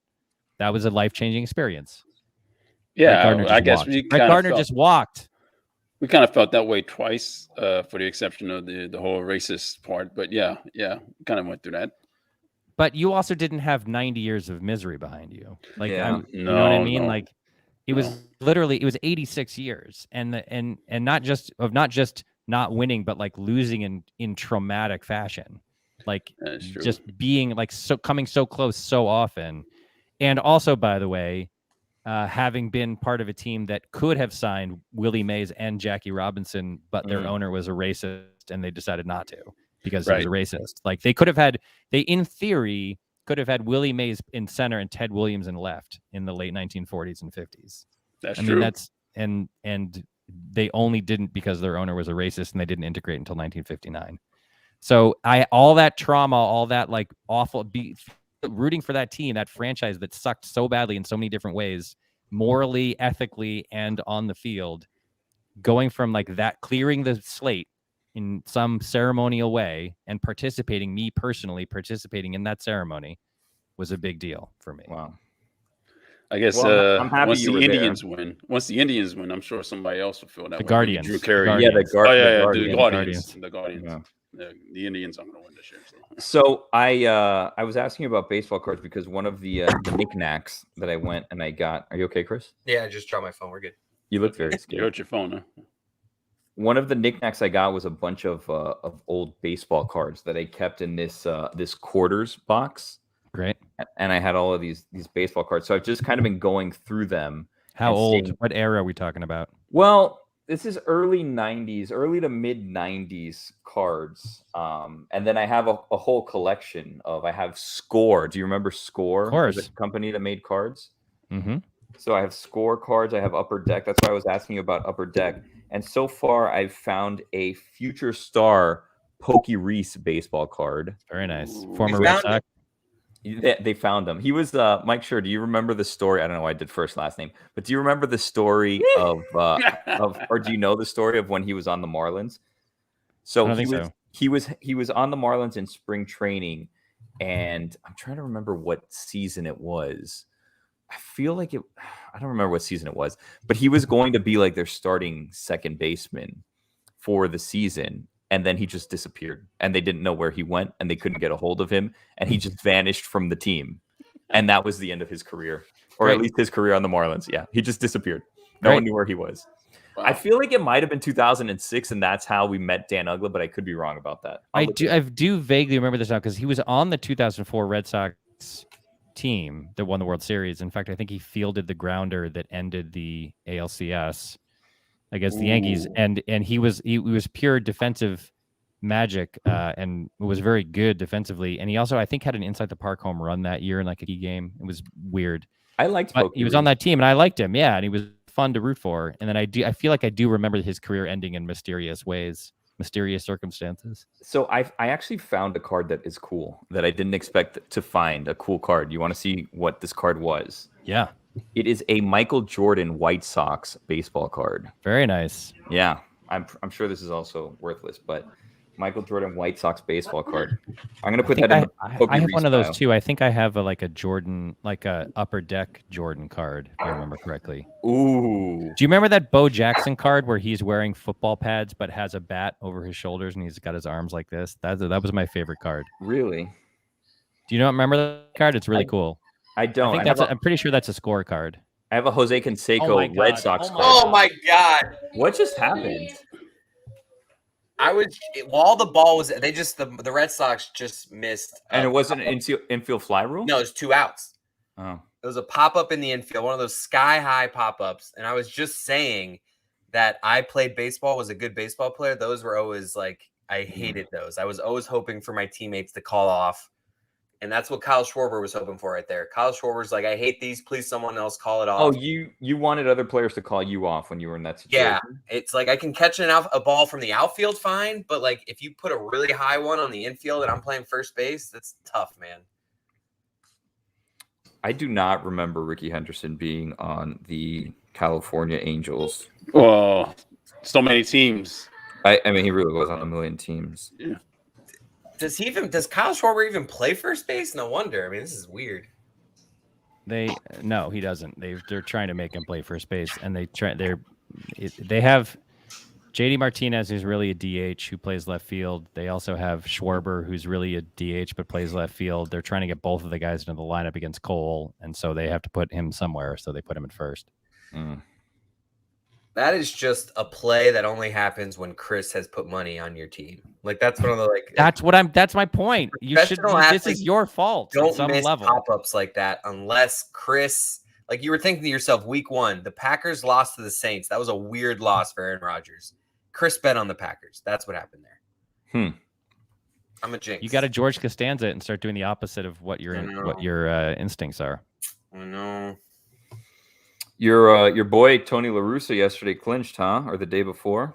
Yeah, he's in a division. He's in a division where no other team has a positive run differential. He's it's the easiest division in baseball, and everyone's like, manager of the year. Somebody tweeted the other day oh, there's no substitute for experience, and it's no, there is. Play in the AL Central. He was a Kmart superstar manager, according to this card. Wow. Who's the Tigers manager in that picture? Roger Craig, who there you go. I don't know who that is, but he sounds like a James Bond character. He invented the split-fingered fastball. Really? You don't know who Roger Craig is. Oh, hey, Dan. I don't. I mean, look at this person. No offense to Roger Craig. God bless his soul, because I'm positive he's dead based on how old he looks in this picture. Look how old this man is. Roger Craig always looked that age. Yeah. Roger Craig. He was that age for 50 years. I know he literally invented the split-fingered fastball. He is played a very important role in baseball history. Respect the man's name. as important as Butch Husky, future star. Oh, Butch Husky. Yes. Look how happy it makes Roy, because it's just a 90s player whose last name also described his physical type. Yep, absolutely right. Another Red Sox fan has texted me and said, "We knew this weekend was coming. It was like the shining elevator." But don't you want this to happen? Don't you want things to be close at the end of the season? No. Why? No. It makes it fun. No. It's the chase. No. I don't want any drama in my life anymore. You're younger than I am. Yeah. You'll see as you get older, the last thing in the world you want is like to be pacing around your room worried about what's going to happen. You want blowouts. You want it to be over right now. If I weren't doing this right now, I would turn this off and I would go play with my kids. Like I would go whatever. While the game is on. And Dan, did you see that pop up that just dropped in the infield? Well, what I want to know, I went to walk my dog and it was 2-0, and then I came back and it was 6-0, and then because I was just walking past the computer, I heard you guys talking about a pop up and Chris Cote saying that when he played, I assumed a pop up dropped in the infield with the bases loaded or something. Yeah, right behind the pitcher's mound. It was first and second or something. No one scored on the play, but they did. No, they scored really? a run. No, it's 7-0 now. I thought they advanced to third. No, it scored. Well, he I was scored looking from at second. And Salomur is right now and has thrown 6 consecutive balls, and the bases are loaded, and it's 2-0 to Rizzo, who's already 2 for 2 in the game in the third inning. Eovaldi's out. He's out. Your best pitcher's out. Is Chris Correct. Sale pitching in this series? No, and a lot of Red Sox fans are annoyed because they threw him against the Mets the other day, and it was like, why are you wasting him? He can only throw 5 innings. Like, his arm still isn't strong. But he's their second best pitcher at this point, and they wasted him against the stupid Mets, and now they don't have him, and they have negative pitching matchup. You know who used to be great at this? Joe Torre. Every time in the Joe Torre era, every time the Yankees played the Red Sox, he always juggled his staff so that their 3 best pitchers would pitch in against the Red Sox. Always, he always did it. And it was so annoying. And then the way those series used to go is the Yankees would win the first 2. They would come into Fenway and they'd have like a 5-game lead in the East. They would win the first 2 and stretch to a 7-game lead. And then they would rest all their guys in game 3. And the Red Sox would squeak out a win in game 3. And you'd feel like a moral victory. And then you would realize that they're leaving town with a bigger lead than they had when they came in. And it was because Torre was so good at managing his staff. It used to drive me crazy. Also, they were better. They had better players at every position. Right. Roger Craig is still alive. He's 91. Hey, congratulations, Roger. That seems impossible. That also seems insincere from Roy. Didn't seem like he cared at all. When Roger's not listening. Roger can't hear anything. Roger's on the stream. I believe Roger can't get enough Mike Schur. I believe. No. He heard that someone was giving him credit for inventing the split-fingered fastball, and he quickly logged on. He emerges whenever that happens, wherever that happens. He's like Candyman. You say split-fingered fastball 5 times, and Roger Craig emerges. Splitter. Mike, this is exactly the disaster scenario, correct? Down 7-0 in the top of the third. Now it's not the disaster scenario for Chris Cote because he gets to eat chicken wings and come dangerously close to showing us his balls. He lost his bet. He lost his chicken wing too. He just dropped it on the floor. He's going to lose both his bets. We're good, Dan. And his balls. How many gummies have you had, Chris? None. You've dropped like 5 things since I've been watching. Just a couple red stripes. That's it. That's all we're working on so far. You dropped a couple. Oh, now you got beer on the floor. I love red stripes on a cruise. Have you been on a cruise, Mike? Sure. Never have. Really? Why not? Never interested in me. Too many germs. Yeah, I mean, well, now I'll never go because stuck in the water, floating hot zones. But I just never. I don't know. It never appealed to me. My wife has been on a million of them, but me no. Do you like tropical getaways? Aha! Rizzo just swung at strike 3. I mean, at ball 4. That's my moral victory. It's 7-0 in the third. The Red Sox have been held hitless. Garrett Cole's cruising, and I had a surge of joy because Rizzo just swung at ball 4 with the bases loaded. How many outs are there? That's it. That was the end. That's the end of the inning. All right. So you go into the bottom of the third, nursing a 7-0 deficit. Now, for our friends at DraftKings, what kind of odds could you get like right now beer on the Red Sox coming back to win? No one should make this bet. They're not. I told you after the first inning of the game was over. You guys all made fun of me. You now see I was right. But if you wanted to put down a bet, what kind of odds could you get on the Red Sox coming back to win? Let me see. See if I can find odds. I'm going to see if I can find in-game wagering odds. No, let's look for DraftKings or just say that it's from DraftKings. Yeah, let's lie.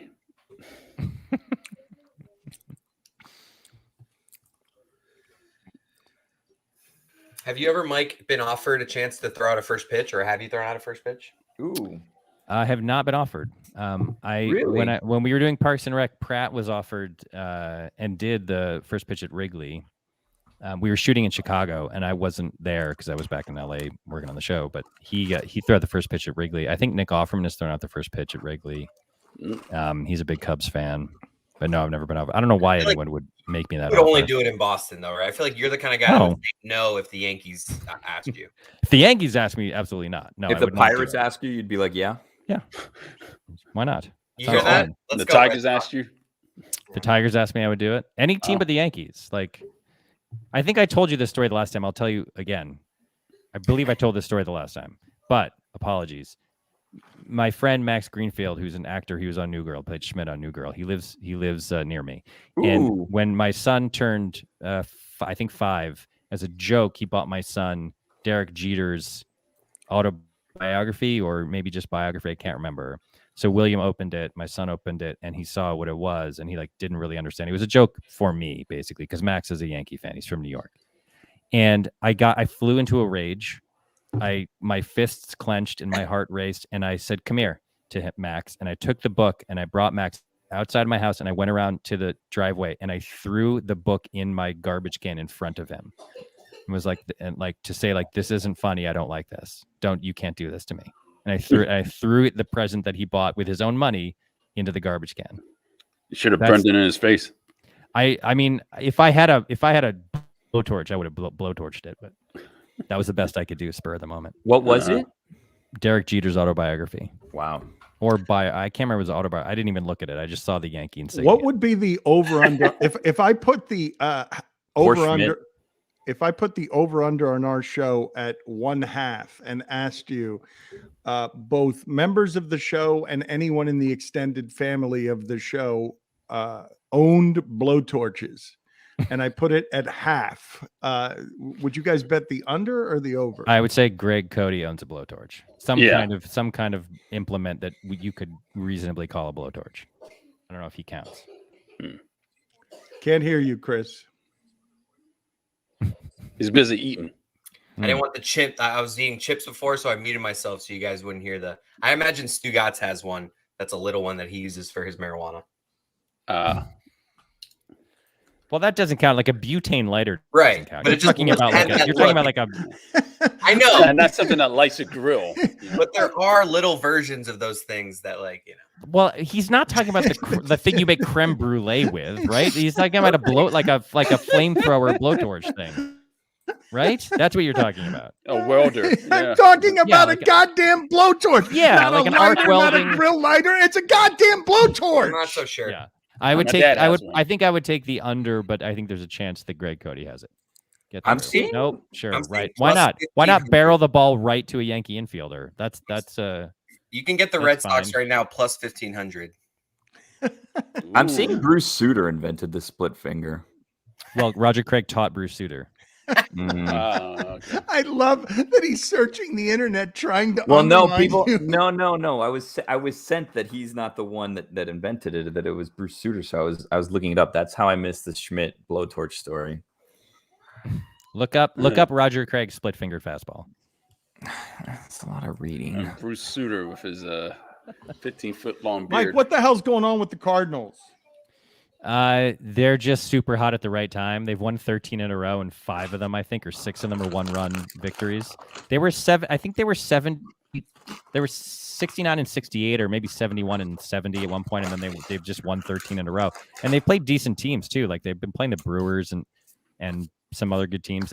They're doing what the Yankees did right after the trade deadline. They're just on a crazy run. They won again today. I think they're 14 in a row now. No, they're about to win a double header today. They won the early game, and they're going to win the late game. Do you have a better explanation for the Giants than you did last time that we talked about this? Yeah, sort of. I mean, as I've been poking around and looking at them, like they have an enormous number of guys.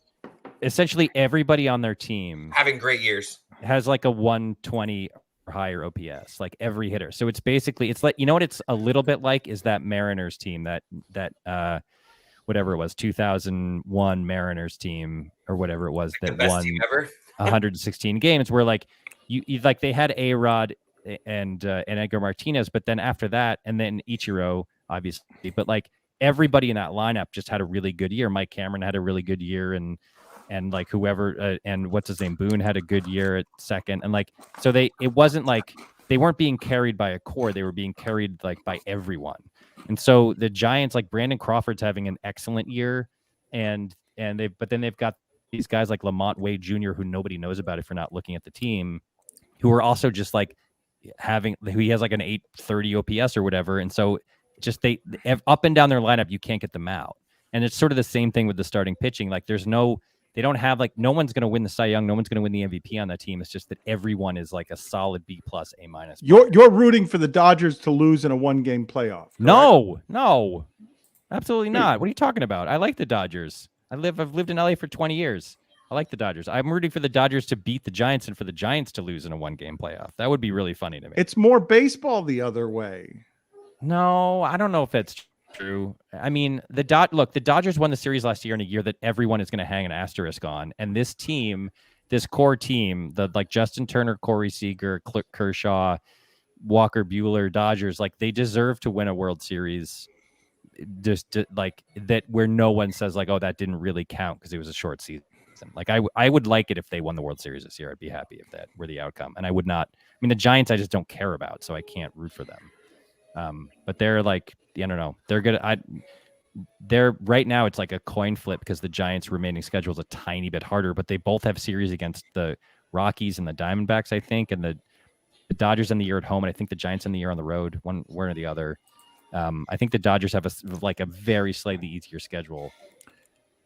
But I don't know. It bums me out. If the Giants make a run, or the Cardinals make a run, it's just not going to be fun for me. Also, by the way, my mentality at this point shifts in a very specific way, which is I want all of the best teams to go as far as they can because I need backstops against a Yankee World Series victory. So like I need like whichever team has the best chance of beating the Yankees in every division. That's the team I want to win. Oh, wow. So you don't think about that about your Red Sox, though. Like, you don't think, like, I don't want to face my Red Sox to face the Dodgers. You're like, no, I just need the Dodgers there in case. That would be fine. I wouldn't feel a ton of stress that way. All the stress is located on the Yankees. You'd rather the Yankees lose than the Red Sox win. Yeah. Yeah. In fact, I would honestly say, like, if you told me definitively mathematically that the Blue Jays had a better chance to beat the Yankees in a 1-game playoff, I would seriously consider rooting for the Red Sox not to make the playoffs and for the Blue Jays to replace them just so they could. That's insane. Just so they could win. Yeah. Yes, I know. I know, man. I know. Now I'm seeing Fred Martin taught Bruce Sutter the split finger. All right, maybe I was Fred wrong. Martin.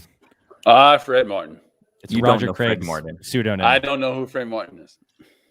Billy, I saw you reading chips, but I have really good chips here, so I want you to try one of mine. Here you go. I don't know where I am. Here, Red grab Sox it. still don't have a hit, by the way. You They don't have it have yet. eaten the gummies. You say you haven't eaten the gummies. You've eaten the gummies. There's just... Billy, come on. Billy.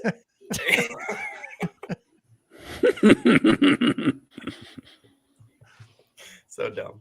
Who does Miami root for? Does Miami just not care? Is there any like rooting interest at all in this game? No, in baseball besides the Marlins. Is there like a thriving Yankee community down there? There probably No, is, right? I mean there's some Mets huge fans down here. Marlin fan base down here. Like pretty much the city's united in supporting them, and they hang on every pitch and right root for them. So pack the stadium. Yeah, you know. Yeah. There's lots of Yankees fans down here. There's Mets fans too down here. Is that just because there's so many New Yorkers who relocated? Yeah.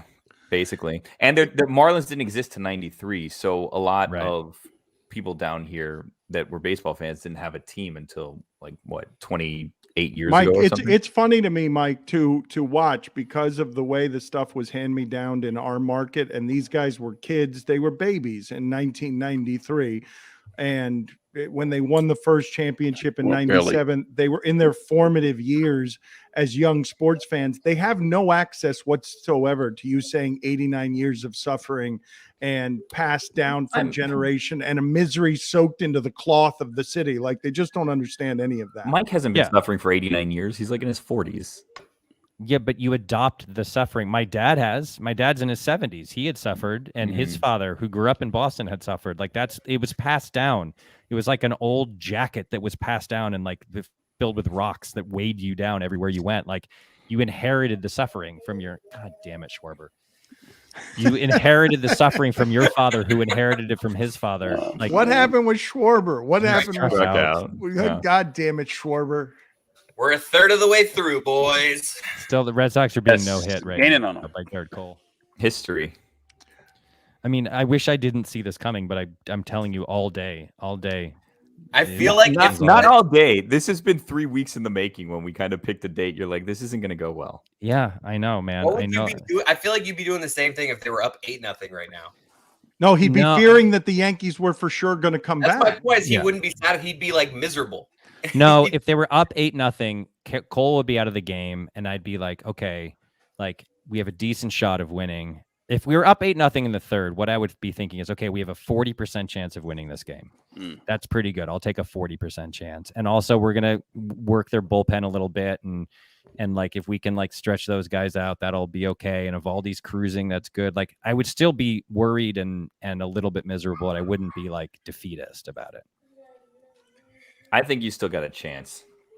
We don't. I told you after the first inning. I told you what he was going to happen. Look, I think that much of what surrounds Mike Schur's fandom is patently ridiculous, that he believes he's a brilliant human being who believes in silly things. Like, if he's wearing a shirt a certain way during a winning streak, he needs to keep wearing that shirt. He knows that doesn't make any sense, but he does things like that. However, he has been exactly right on everything he has said about what would happen this season since the Yankees traded for Rizzo and Gallo. And his fear of all things Yankees, I don't know whether it's self-fulfilling prophecy or what, but he has not been wrong. Like, this is the reason he did not want to do this, right? What is presently happening is the reason Mike did not want to do this. He was actually afraid that it wouldn't be charming if he was winning 7-0, but he knew he wouldn't be winning 7-0. He knew that we would simply be televising his suffering. Yeah. And then I said that, and then Dan Batard said, like, I know that's what will be fun about it. That's how this came together. God damn it, Schwarber is what's going to go on the tombstone of this broadcast right here. What was there a man on second? They rallied with a walk. That's right. That was the rally. The rally was a 2-out walk to Kike Hernandez, and then Schwarber struck out. And now an enormous, like an 8-foot tall monster comes to the plate against Sawamura. Is that gone? No, that'll stay in the park. Who's better? Which team is better? Top to bottom. That's a good question. If at top to bottom at full strength, it's the Yankees. You guys don't have a Garrett Cole. But they also have huge holes in their lineup. Like, they've got guys who just haven't hit all year, and to the point where you it's not like a cold streak. It's like this is a hole in their lineup. It's close. I mean, I think top to bottom at full strength, Jonathan Loaisaga, who's their best reliever, is out right now. Whitlock, who's our best reliever, is out right now. Jason Whitlock plays for the Red Sox? Jason Whitlock, yeah.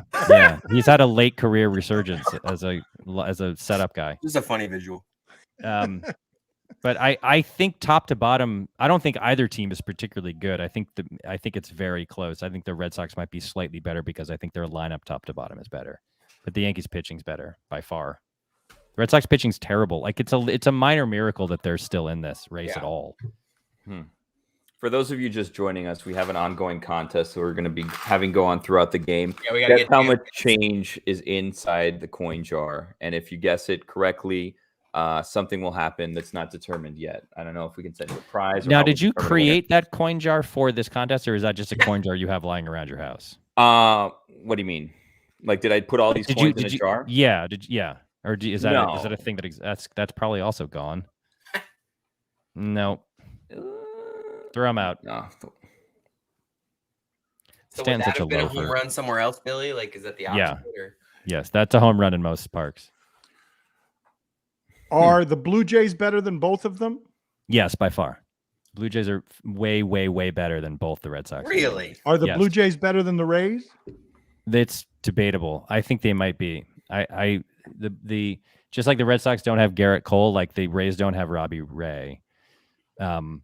And I think that the Blue Jays have very good starting pitching. They have a great closer and a pretty good bullpen overall. But their lineup, top to bottom, it's the best lineup in the American League. I think it's better than the Astros. It's close, but I think they didn't have Springer for 3 months, and he also has been hurt recently. But when they have Springer, like Marcus Semien has 40 homers. Like he hits second in their lineup. He's got 40 homers this year. It's insane. Like they have so many great players. I think the Rays lineup next year will be better than this lineup because they'll have like Franco for a whole year, and they've got like 7 of the top 100 prospects in baseball who still haven't even come up and play yet. You know who's going to be really good in a couple of years is the Mariners. That's going to really freak people out. The Mariners have a great farm system, and they will be like they're gonna be like really, they're gonna matter in a way that they haven't mattered in a long time. Maybe not next year, but probably the year after. I would say they've got a guy in their minor league system. I think his name is Julio Rodriguez. I think it's Julio Rodriguez. I apologize if it's not, but he's like the he's a top 5 prospect in baseball, and he is so swaggy. He's like a Tatis kind of a dude. Like if you can watch videos of him hitting homers in the minors, and his home run trots take like 2.5 minutes. Is the revolution here yet for young players and young players taking over this game from the old stodgy ones who are covered in starch and don't want any of the swagger? I saw Billy, I meant to ask you about this week. Rogers and Chisholm going back and forth with Euro steps, where Chisholm hits a home run, Euro steps on home plate as he hits the home run, and then the next day Rogers strikes him out and Euro steps off the mound. Did you love that, Billy, or did you hate it? I'm a fan of Beanball. That was awesome. How do you not love that? Well, because it was my team. If it wasn't my team, I would think this is great. But because it's my team, I'm like, I thought it was great. No, I mean, it's everybody loves it. LeBron retweeting that was the big news from that. Yeah, that was huge. I mean, yeah, LeBron is trying to help baseball crawl out of its like tea party, like delicate tea party era, and it's great. To answer your question from before about what do Marlins fans have, Jazz Chisholm is really like the top of the list right now. Like that's really all we have. Yeah. And Sandy. They have pitching. They have pitching. They have a lot of good pitching. Yeah. And they have bats that are coming up that I don't know how good they actually are because again, the season ended for us like 3 months ago. So it's hard to tune in and watch all of these games when like there's a lot of other things going on. You got to watch this guy Rodriguez though, and I think he's at Arkansas now in the Mariners system. Like he hits home runs. How would I do that? You can just Google it. They're on YouTube. You can, and he jogs around. He like hits a home run in some minor league stadium. He jogs the slowest of anyone you've ever seen. He points to someone in the crowd. It's just like it's a 5th inning of a random game. Like they cut to the ball flying out of the stadium. This one I just watched today. Julio Rodriguez. Yeah, and it's like the camera's been following the ball for like a good 15 seconds. He's still getting to first. Yeah, and then he's literally just rounding first, and then he like points to the sky. He starts pounding. He does finger guns to the third base. It's amazing. And then it's one of those trots where he gets halfway to home plate, and then he just walks the rest of the way. He just takes a nice long stroll, steps on the plate. He's the best. He's so good too. They have a lot of really good prospects. Not as many as the Rays, but a lot. Chris, are you going for a sensual pose? I'm just going for chill, man. It's a long game. I'm like I'm in my bedroom. My bed's right here, so I'm kind of like. Well, what I was surprised by, and I'm loath to admit this in a public setting, but everything that is unseen there somehow lured me with curiosity. I'm not proud of this. Oh dear God. Oh, there it is, ladies and gentlemen. Ew. Listen, rough, okay, man. Friday night, my wife and kid need the house. Okay, I'm stuffed away in a bedroom. What do you want from me? Why do they need the house? Pants. I want pants If on. I'm out there, then there. I don't know. I don't have an. Did you get chicken wing sauce on a rug? Is there a rug beneath you that has chicken? These are plain wings. These are plain wings, Nano. Oh, so just grease then. Okay. Yeah, Mike, you're not an obnoxious fan like that, right? Where you go to the stadium and the other team. I'm the opposite of that. And then you're like very loud. Very quiet fan. I will stand and politely applaud, but I live basically in fear of a drunk dude at a baseball game getting in my face. So everything I do is. What about when there's two? What about when your pitcher has 2 strikes and 2 outs? Are we standing up, getting? I'm standing up. Yeah. I'll stand up for most of the 9th if my team is ahead. If my on the road or at home. At home. On the road, I'll only stand up when people could reasonably believe that I am a fan of the other team. Are you more likely to be peer pressured into the wave if your team is winning? I never do the wave. Wait, did you ever do the wave? Yeah. When did you stop? When did you stop? When did you say, you know what, I'm done with the wave? I think I stopped when I lived in New York because I would only go to Yankee games, and I was so miserable to be in Yankee Stadium, and I was like, I'm not going to participate in this. So I think I put the kibosh on it. Why didn't you go to Mets games? Because the Mets stunk, and because I was only going to Yankee games really to watch the Red Sox and be miserable in person instead of being miserable at home. So, but also the best ticket in town when I lived in New York was Yankee Stadium when Pedro was pitching, because the Dominican congregation that came to Pedro's games, even though you're in the Bronx, like the Dominican congregation would come out to watch him pitch, and they would all wear Red Sox uniforms and hats. So it was the only time you could go as a Red Sox fan because no one was going to mess with you because there were thousands of Dominican fans cheering on Pedro.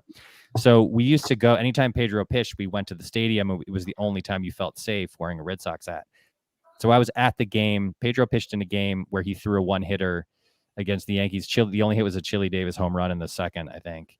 And he threw a 1-hitter and struck out 18, I want to say 17, 18.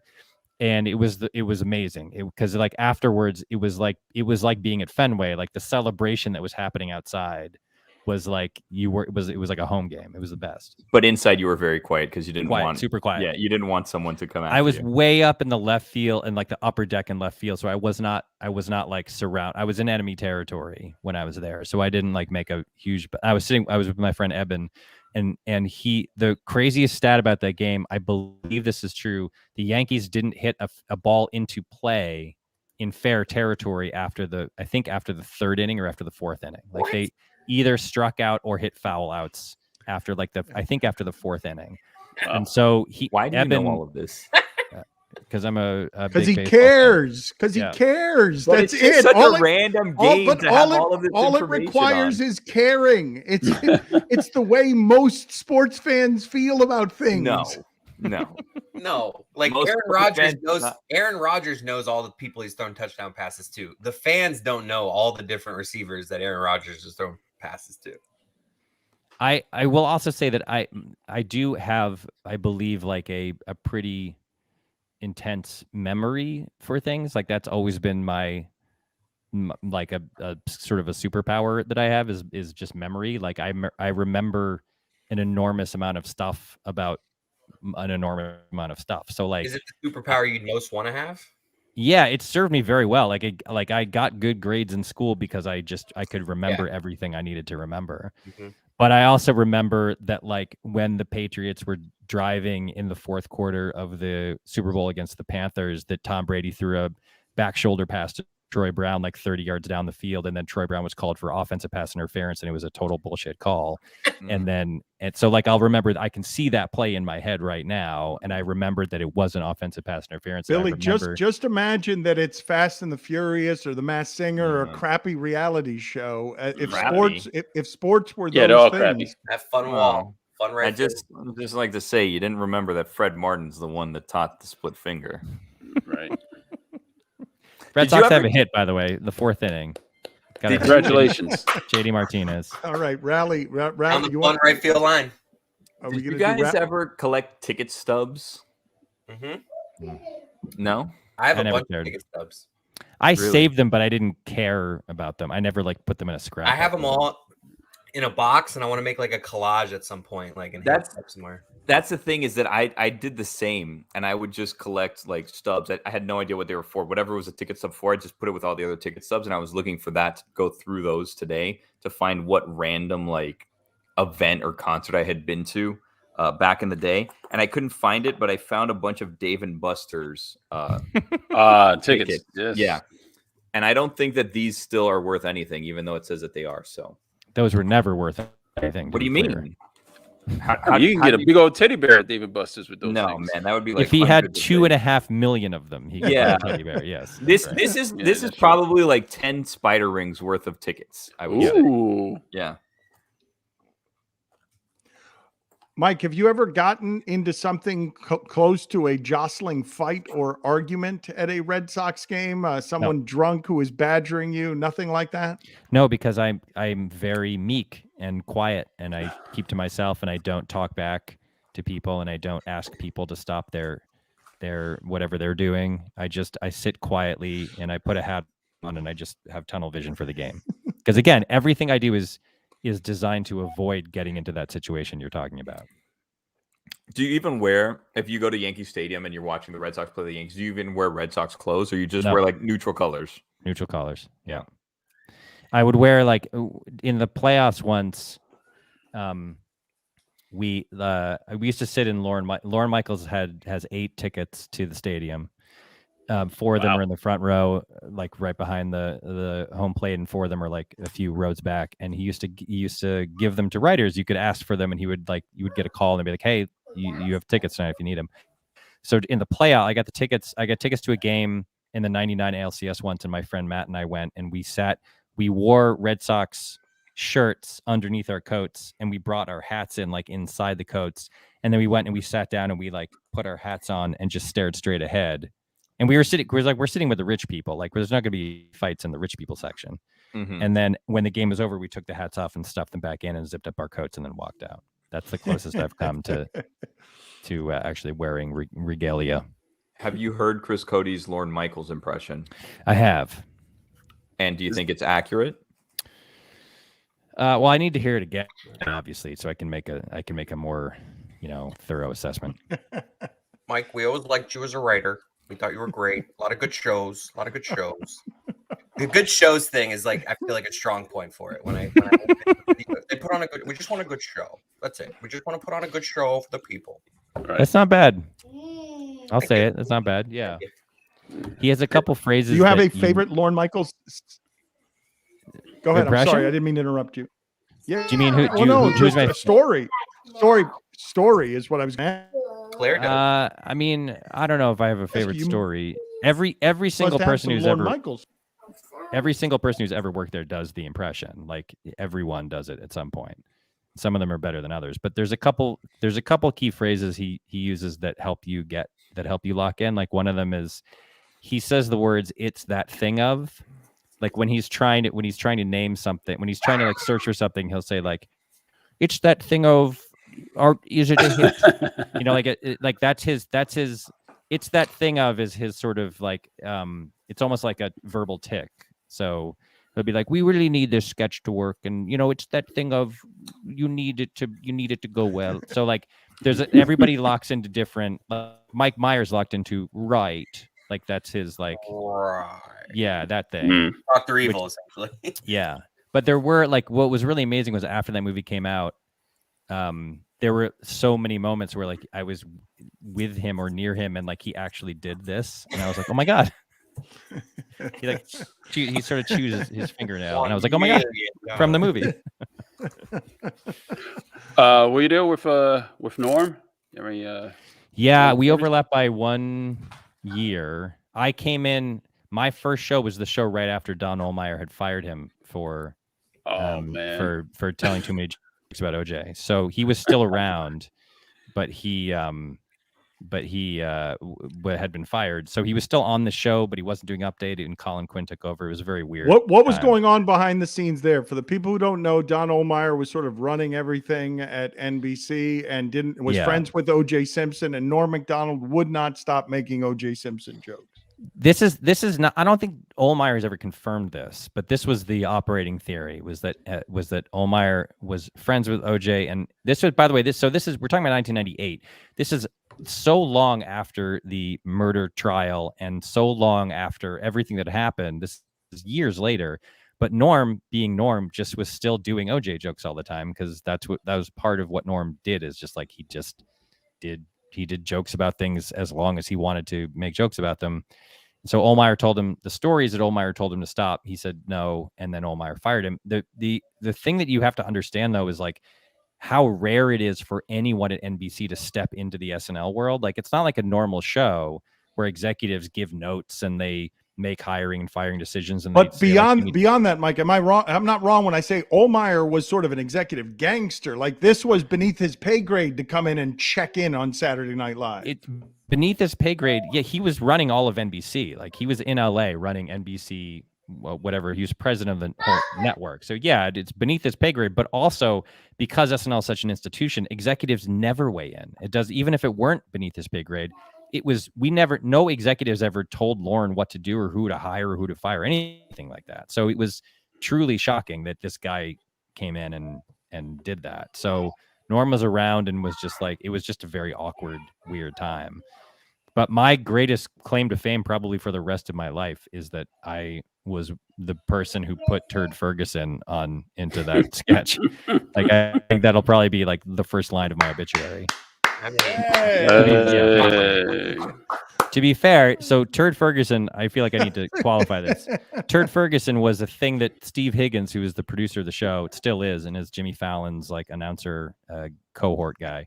Turd Ferguson was a name that Steve Higgins used to use all the time to refer to us. He'd go like, "What's up, Turd Ferguson?" Like, it was just a thing he said.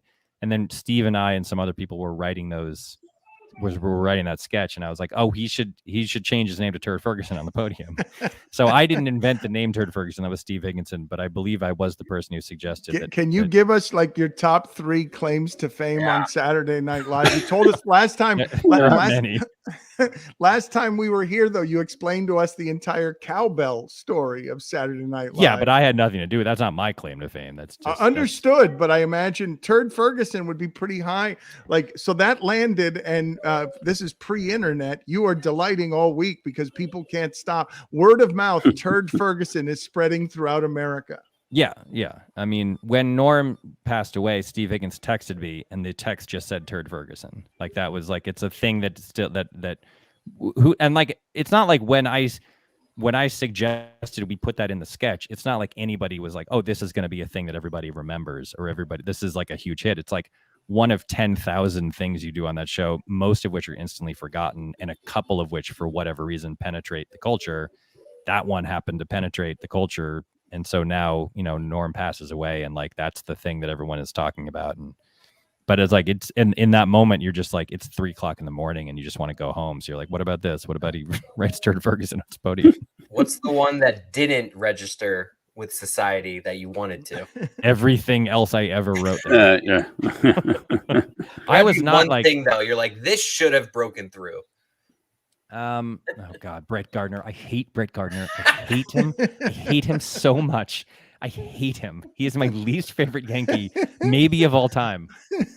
Wow. I hate him. Not even Bucky Dent, even though he wasn't alive. Last time you were on, you said that you hated Jorge Posada, and I tried to get Jorge Posada on today, but it did not work out. It was going to be a nice surprise for you, but I would have been very polite to him. I would have been well behaved. But God, I hate Brett Gardner. I hate him. Explain it to us. Is it just all the foul balls? Is it because Is it because he runs to first base like a military private, eager to please, with the same haircut? It's because he has mostly he has like a 660 OPS, but every time he's up, it seems like he walks or doubles or hits like gets a key single in a key moment. I just got a text from Bill Simmons. Can I curse on this? Yes. Sure. I just got a text from Bill Simmons that says Brett Gardner, that guy. So I'm not alone. I'm not alone. We all hate Brett Gardner the same amount. Yeah. Is he the longest tenured Yankee? Is he? Yeah, he's by gotta far. be. He's gotta be. One of the He's longest 38. tenured players, I think. He's Why 38. Is Bill they Simmons signed him to watching this game still. They signed him to a new 2-year deal 2 years ago, and everyone was like, "What are you doing? Why are you doing this?" The guy's clearly past his prime, and I was like, "No, they're just doing it to torture Red Sox fans." That's all. They will pay him $2 million. They'll sign him again after the end of this year. They will keep him on their team until he's 45 just to torture me. Well, the one good thing is that the jerseys will probably go away after this. I know you like. I was just gonna say these jerseys are not coming back. I don't think after today's game. They're terrible. They're terrible. I can't remember what I was talking about. SNL? I don't know. Well, we were talking about Turd Ferguson. He was asking you about the skits that didn't make it, or all the things that I'm more curious during that time period who you regarded, or who the people on Saturday Night Live regarded as sort of the best of what they were doing. Everyone was recognizing Norm's genius as it was happening, or you got there too late because it was already over. I mean, I obviously got there at the end of his run. Like, I mean, he was gone the next year. So, I mean, I don't know what happened when he was in the early days. But no, everybody knew he was like a comic genius. Everybody, I mean, I got there, whatever, January 98.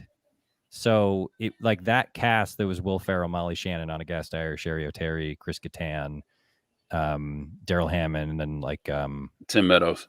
Meadows was there. He'd been the only holdover from the earlier cast, and then like Parnell and Fallon showed up, and that cast had been together for like a couple years and were just sort of gelling, I think, when I got there. And then a year later was the beginning of the election cycle when Will started playing Bush and Daryl started playing Gore, and that was when it sort of really took off. But like, yeah, I mean, everybody knew, like, nice swing, dummy. Everybody knew that, like, everybody knew Will was a genius. Everybody knew like that Groundlings crew. There was a lot of Groundlings in that cast. Will, Anna, Sherry, Chris Kattan, Parnell. They were all Groundlings, and like they had big Groundlings.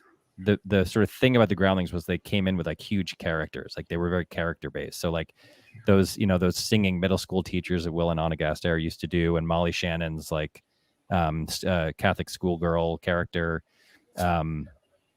Mary Catherine Gallagher, like they would always come in with like these fully formed characters, and the Second City people were more sort of premisey. Nice swing again, dummy. So, now I'm just angry. I'm just ornery. You're calling Gardner, to be clear, you're calling Gardner a dummy for taking bad swings. No, I'm calling Higashioka. Gardner's on like second. Gardner's on second because he doubled. That's why I'm angry. I'm taking out my anger at Brett Gardner on Kyle Higashioka. So like, yeah, they were all gelling and really kind of about to take off, and then Fallon and Parnell joined, and like everything kind of clicked for the next couple of years through the election and beyond. But everybody, like the world, like SNL internally knows who's great before the world does. That's sort of always the way it goes. Like we were like Adam McKay and Will wrote a movie called August Blowout in like 1999. That was where Will was playing a guy who was a car salesman, and it was the whole thing was like it was like the August blowout sale, and it was like just all those big dumb alpha loudmouth characters that Will is so great at. It was like them just competing against each other to sell cars during an August blowout sale. And it was so funny. It was the funniest thing I've ever read. It was incredible. And a lot of chunks of it got put into other movies over the years. Like it was a sort of proto Ron Burgundy kind of character. He was huge and had a big bushy mustache and whatever. There was an incredible sequence where they were like celebrating something, all these big dumb alpha car salesman bros, and they were like, you know where we're going? And it was like, we're going to Anaheim. And then there was like a musical segment where there's like a hard rock song about Anaheim and how great Anaheim was. And they went to Bobby Gritch's like steak restaurant in Anaheim, and it was that same attitude. It was so funny. There's an amazing sequence at the beginning of it, I remember, where Will's character wakes up and like gets out of bed and he's like lifting weights, but he spins his CD tower, and every single album in his CD tower is Boston's greatest hits. He just takes like there's like 100 copies of Boston's greatest hits. So anyway, the point is like they shopped that movie around and no one wanted to make it. And we were just like, and Tina Fey did a rewrite of it too.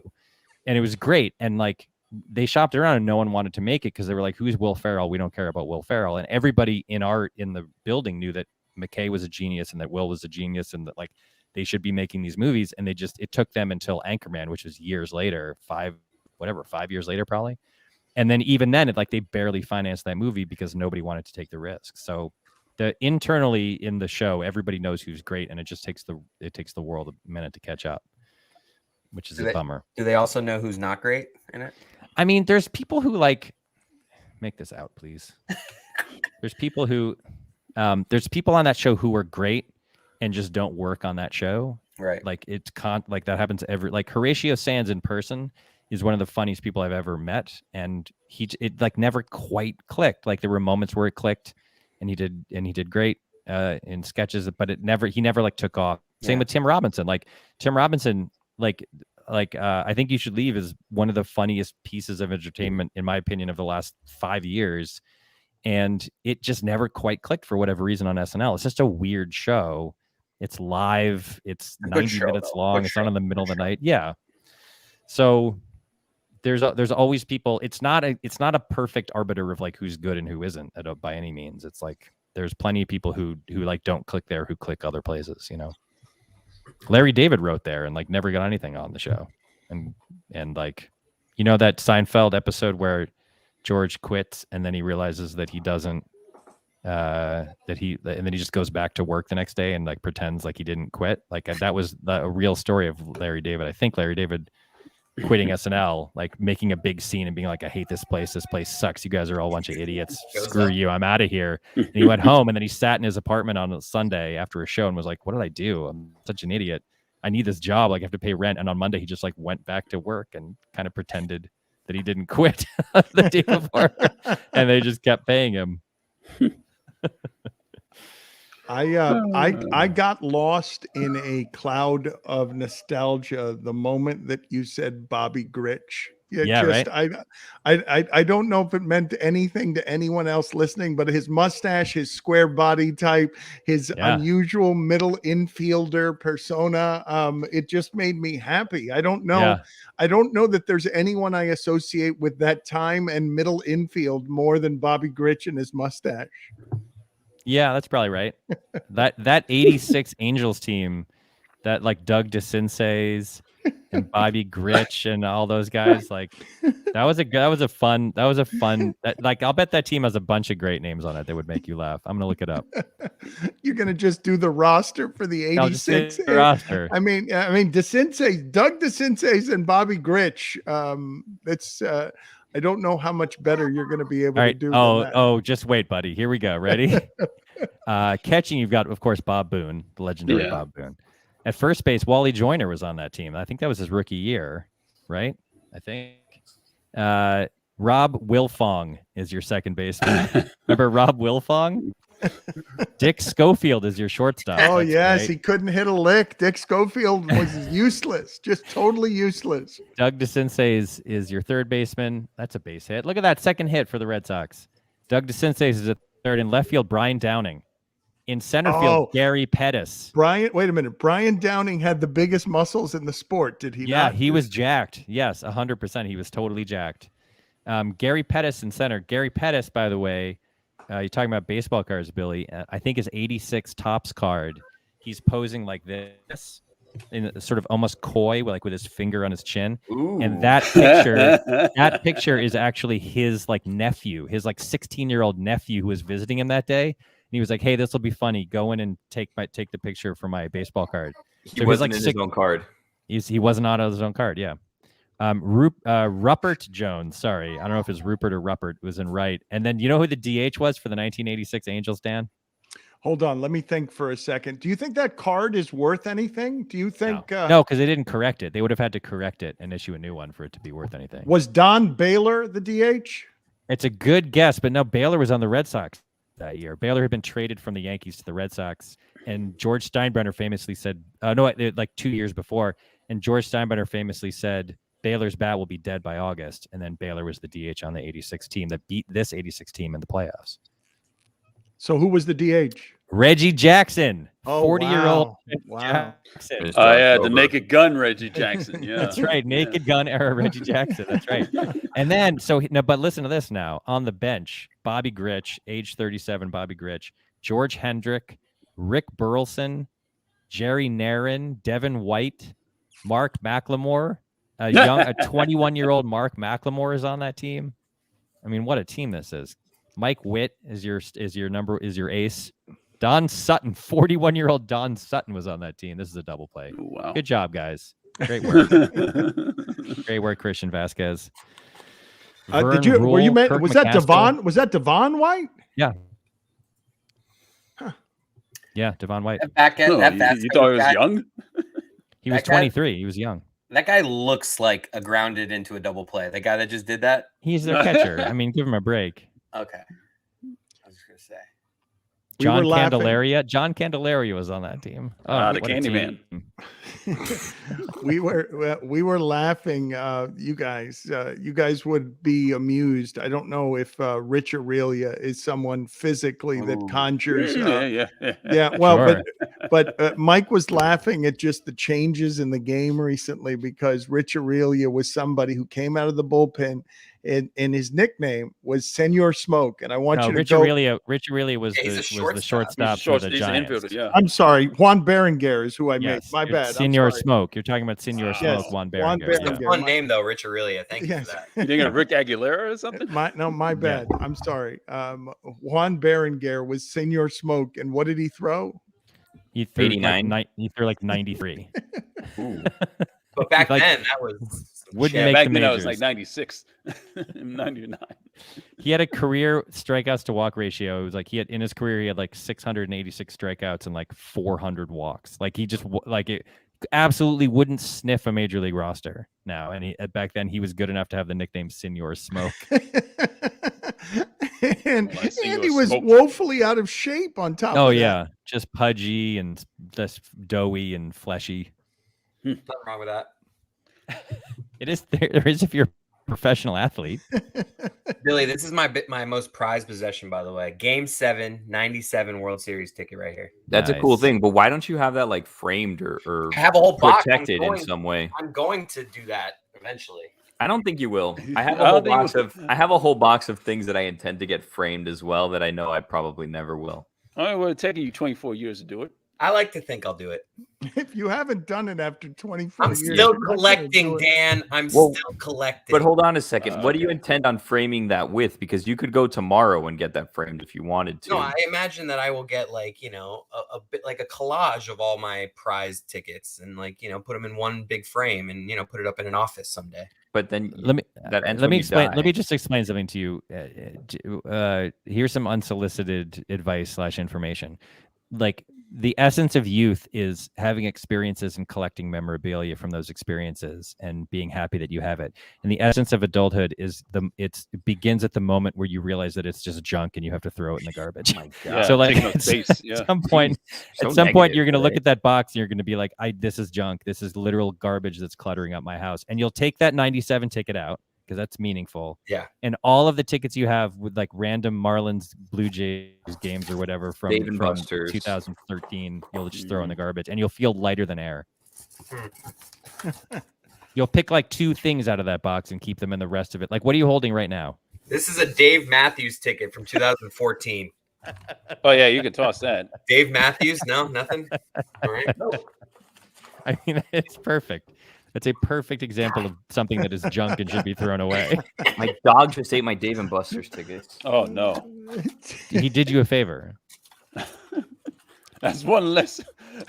So lighter than air. You believe that if Chris Cote were to just take that Dave Matthews ticket and go to a part of the house where the garbage is, that he would come back feeling lighter about himself? Maybe not right now, right today, but there will be a moment when he transitions into adulthood where that will be part of the transition, and he will in that moment he will feel. If you do it too early, you might regret it, but you have to get to the point where you realize you won't regret it. What's that? Pat Williams, Pimp Chronicles. 2007. Oh no, you should keep that one. I feel like we're moving up here. I feel like things are getting better for us. Were you planning on Were you planning on framing the Pimp Chronicles ticket as well? There are some really random one. Mike Tyson did a stand-up show. Remember Mike Tyson in person like years ago? That's that ticket. Yeah. Yeah, these are going down. Cat Williams was we almost had Cat Williams on Parks and Rec in the very early days of Parks and Rec. As a character or just a guest? No, as like a multi-episode character. We met with him though. He came and met with him on the show. We had an idea for a character that we never ended up writing. See, but look at that. We would never have gotten that if not for my ticket. Yeah, Jags Dolphins 2014. All right, I'm done. I think this is a good place to stop. That was a loss. Jags Dolphins 2014. What was the character going to be? Wait a minute. That's not the game? No, I was thinking the 62-7 game that sent Dan Marino spiraling into retirement when they lost against Jacksonville. That looks like a road game too. I actually went up to this is in Jacksonville. David Garrard was the quarterback for the oh wow. See, it's good memories. See, I got to put this in a collage. Yeah, great memories. Yeah, David Garrard. Yeah. David Garrard doesn't have framed photos of himself in his house. That's a truly worthless item. That you might be losing money by holding on to that. David Garrard. Jags Dolphins 2014. For as long as that remains in the box, you should have slowly cents taken out of your savings deposit, your savings account at the bank. That's what I mean. Somehow you're losing money. Every month by just having Super Bowl ticket. The Peyton Manning Bears in the rain game. I was there. What was the date of the Dolphins Jaguars game? Because I believe it's how that game ended. That's what I'm doing right now. I believe it's October 26th. Oh no, they won, Billy. I went to it. I remember the Dolphins won. I'll tell you the day right now. You beat David Garrard in his house. Billy, now you know why you keep that ticket. October 26th. October 26th, 2014. The 3-3 Dolphins beat the 1-6 Jacksonville Jaguars 27-13. Let's get some. Let's get some stats. I think that was Tannehill. That was the start of the Tannehill. Wow, Tannehill, 16 of 29 for 196 yards, a touchdown, and an interception. Yeah. Wow. Blake Bortles, 18 of 34 for 221, a touchdown and 2 picks. Oh, it's Bortles. Wait, so Bortles started even though Garrard was on the ticket? Yes, Bortles is the only quarterback who threw a pass. He also had 6 rushes for 48 yards that game. Wow. That means they printed those tickets when they were like, Garrard's going to lead us. And then they started 1-6. So they're like, all right, we're going to play. Like Louis Delmas had a 81-yard pick 6. I remember that. You do not. I don't. And Brent Grimes had a pick 6. Both of Bortles' interceptions were Louis Delmas doesn't remember that. I'll bet he remembers his 81-yard pick 6. That game was so irrelevant. Not to me. I mean, you know what's so funny is you go back and you're like, okay, the Dolphins go into this game 3-3. They beat the Jags on the road. They're 4-3. They're feeling it, right? They're feeling it, but they're like, hey, 4-3. We're almost halfway through the season. Joe Philbin is like giving him a big rally speech in the clubhouse afterwards. Like, team is finally on the right track. What did the Dolphins finish that year? I wonder. Let's see. They finished. Philbin didn't make 8-8. They finished 8-8. Of course they did. Why do we even look it up? Yeah. So they won. So they won the next week against the Chargers. So they hit into the second half of the season 5-3. Then they lose to the Lions. They beat the Bills. They lose to the Broncos. Beat the Jets. Lose to the Ravens. Lose to the Pats. Beat the Vikings. Lose to the Jets again. No, they were 1-1 against the Jets, and they finished 8-8. I mean, that is the most meaningless football game that you could imagine. Yeah. Well, without it, they would have been 7-9, Mike. So better draft. Joe Philbin would have been fired earlier. Yeah. What's going on in the Red Sox Yankees game, Mike? Are you Nothing, done? Nothing. There's just a slow, inexorable march to sad death at the end of this. Like I told you what was going to happen after the first inning, and no one listened to me. We could have saved so much time if we had just all agreed to end this. It's 7-0. I told you the final score will be in the 7-9 to. You said it would be 8-3. Range. You said this game would end 8-3 after the Yankees got off to a 2-0 lead after the first inning. 3-0 lead, but yes, that's what I said, and I'll stand by that. I then amended it slightly. I said it'll be 7-9 to 1-3. I think is what I said, and that's what it'll be.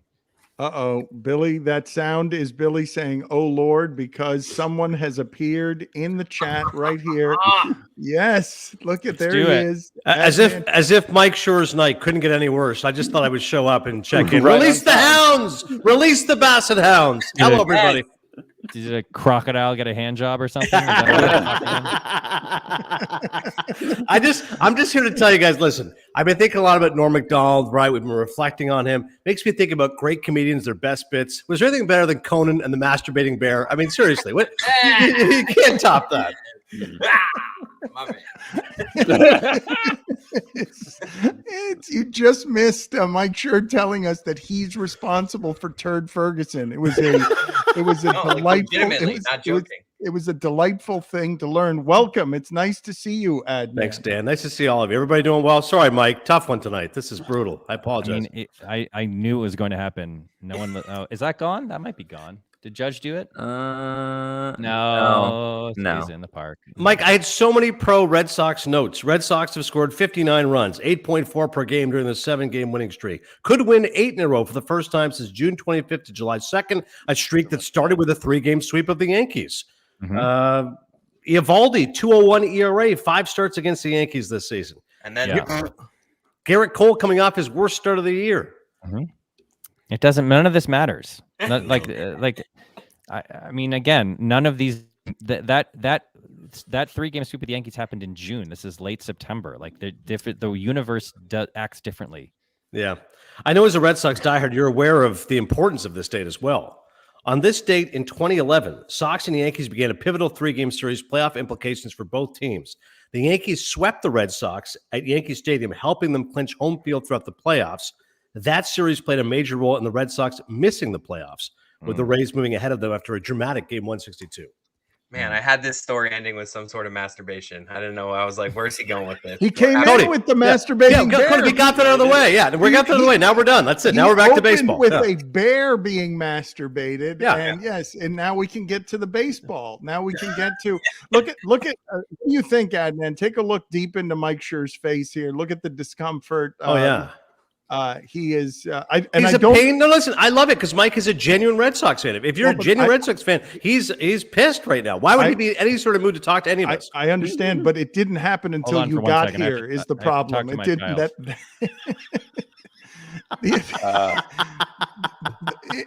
It was in reaction to you, I think, Adnan. Listen, it's about time somebody dislikes me, Dan. I'm an awfully well-liked guy. It's about time somebody's very annoyed with me. So Mike Schur has stepped into that landmine of dislike for Adnan. It's okay. Him and Samson. That's not true. That's not true. This has gotten overblown. I don't dislike you at all. I really wasn't that thrown by the story you told the last time we did this. Like, I think thank you. Everyone's made hay of this as if like I'm like a prude who disapproves of naughty language. Right. That's not the case. Mike Schur likes jacking off dogs just as much as the rest of us. Just as much as whoever there was in that story. Yeah. I misread the audience. Mike wanted to talk baseball. I want to tell some Mark Harris stories. I clearly misread the room. Oh my God! Did you see that? No, what happened? Stanton has sucked so often in so many games I've watched recently, and then he shows up at Fenway and just becomes like. I did want a Boston story from though, Mike. I have one more for you. Yeah. I want you to, because this is a story to remember. On this date in 2004, the Yankees beat Pedro and the Red Sox 6-4 the start of a 3-game series. Martinez told the media after the game, they beat me. They're that good. This is the Who's Your Daddy line? This is the Who's Your Daddy day? I just tipped my hat and called the Yankees my daddy. Now, on this date in 2004, isn't that crazy? I'm working with Pedro tomorrow. I cannot wait to ask him. I'm like, do you have any regrets saying that? Like, clearly you're in a bout of self-loathing. We're like, hey, man, and then all of a sudden he's in the playoffs. Who's your daddy? Like, oh, Jesus. This is what I get for being honest, right? It doesn't matter, though, because they won. They won that series. They can do whatever you want. Call them whatever you want. But you were mad at him for doing that, were you not? For going, I wasn't. No, I honestly wasn't, because I was like, yeah, he's right. Like that was the way we all felt. Was like every year this happened. What's happening right now happened. Like there are so many of these series that happen over the years that no one cared about or paid attention to if you weren't a Red Sox or Yankee fan. And really, honestly, if you're a Yankee fan, you didn't care either, because you just won all the time. There's so like nobody remembers the 1999 ALCS. The 1999 ALCS, the Yankees won in 5, And it was like, game one, I think it went to extra innings. And it was like we were in the stadium, and it was like, oh my God, we could steal game one. And then Bernie Williams led off the bottom of the 10th, and Rod Beck was the closer for the team. Post surgery. Rod Beck, who was throwing like 83. Yeah, he was throwing like 83. And Bernie Williams led off the bottom of the 10th and hit a home run to dead center field. And then it was like, all right, well, that's over. The series is over. This is all. And then I think we won a game somewhere in there, and then. Then they went back to Fenway, and there was a game where so many bad calls went against the Red Sox that there was no replay, but so many bad calls went against the Red Sox that Red Sox fans started throwing stuff onto the field and screaming, and like Nomar got ejected because he was called out at first on a grounder that he clearly beat out. Like, we had just been through so much of that stuff for so long that when he said that, I was like, yeah, he's right. Like, yeah, they like Luis Sojo would face Pedro in these games and like go for like 3 for 4 and be like, how is this happening? The guy's unhittable against everyone in the league. And then Luis Sojo would like destroy him. So I wasn't upset at him. I was like, yes, you're right. That is the situation. They are our daddy. I was 100% behind him when he said that. Luis Sojo, thank you for bringing that name into our lives. He's a Red Sox killer. Mike's right. We got to get these numbers up. Luis Sojo hit like 400 against the Red Sox. He's right. Yes, and also, like, I remember an interview with Luis Sojo where they're like, how do you have this much success against Pedro? And he was like, Pedro pitches backwards. Like, most guys establish fastball, go to change, go to curve, whatever. Pedro starts you with the change, then it goes to the fastball. And it was like, wait a second, Luis Sojo cracked the code? Like, how is it Luis Sojo who's like is the guy who figured this out? Right. It was so infuriating. But every one of those guys, Luis Polonia used to kill the Red Sox. Like, all their crappy, what's his name? Clay Bellinger used to kill the Red Sox. Like, all their crappy fourth outfielders. Yeah. Yes, and their stupid backup infielders and their stupid backup catchers, whoever they were, they all used to kill the Red Sox. There's something especially painful about being battered to death by a handful of Luises. Like when they it really is. I mean, Polonia and Sojo, like those are incredibly mediocre baseball players. Yeah, and he like Luis Sojo. I'm not going to look it up, but I'll bet he hit 750 lifetime off Pedro Martinez. I'm going to look this up. Has this guy thrown 5 straight curveballs? Is that what they're showing on the left side of the screen right now? Like, it says a change up in the middle. Oh, okay. I was like, that's insane. Matt Barnes in the first 2 months of the season was the best reliever in baseball. He was absolutely unhittable. In fact, the first 3 months he was pretty good, and then in the last, and like if you look up his stats in August, he had like a 23 ERA in August. Just absolutely fell apart. I also wanted Mike's take on the City Connect uniforms, which I had read. They plan to continue to wear them as long as they keep winning. And Major League Baseball said they'll let them do it as long as the opponent's colors aren't too similar. Who the hell has colors similar to the Braves? If they play a split squad game against UCLA. Red Sox Bruins tonight. Everybody, most people in baseball, most Red Sox fans hate them. I kind of weirdly like them. I'm kind of into them. I don't know why. There's no defense. They're not attractive, but I kind of like them. Yeah, kind of. Finally, a fastball. All right, so we're making our way to the bottom of the 6th. Billy, when are you going to announce how much money is in the jar? It's a good question, Adnan. Thank you for joining us. Would you like to guess how much is in the jar in terms of coins? Yeah, is there context to this? When did this start? No. Has this been? No, it's just we just have a jar full of tiny coins. Okay, got all the context. Well, sometimes you need to have a contest and there's a prize, and Yeah. Sorry, can I see one more time, Billy? I can make a better guess. Billy, do you know the answer? Or are you going to have to take all the coins out and count them before the game? $27. $27. Okay. Yeah, you went with the 7. Your official guess. Yeah. What was Roy's guess? Roy's always the silent. Roy hasn't I didn't have a guess on it. I said 37, and then Mike explained to us that that's the most common number guessed when people get random. If you ask people to say a random number between 1 and 100, 37 is a very, very common number for some reason. It's like there's some weird psychological thing that makes people say 37. Yeah. You were close. You said $24.45. So, Billy, like, are you going to be able to, like, have you already gotten, the answer, Billy, or you're going to have to count this? I'm not going to have to count it because the lid of the jar has a counter on it that tells me how much is in it. So what? All I have to do is put in a penny and it will tell me how much is in it. Yeah. It keeps track of it. But wait, when you put in that penny, will you count that as part of the total? No, that doesn't count. Very good question. That does not count because people were guessing to how much was in there prior to the penny. Back in my day, Roy, what did you say? Oh, back in my day. Back in my day, a piggy bank was just $24.50. It doesn't even tell me how much money I'm putting in it. Okay, Jesus.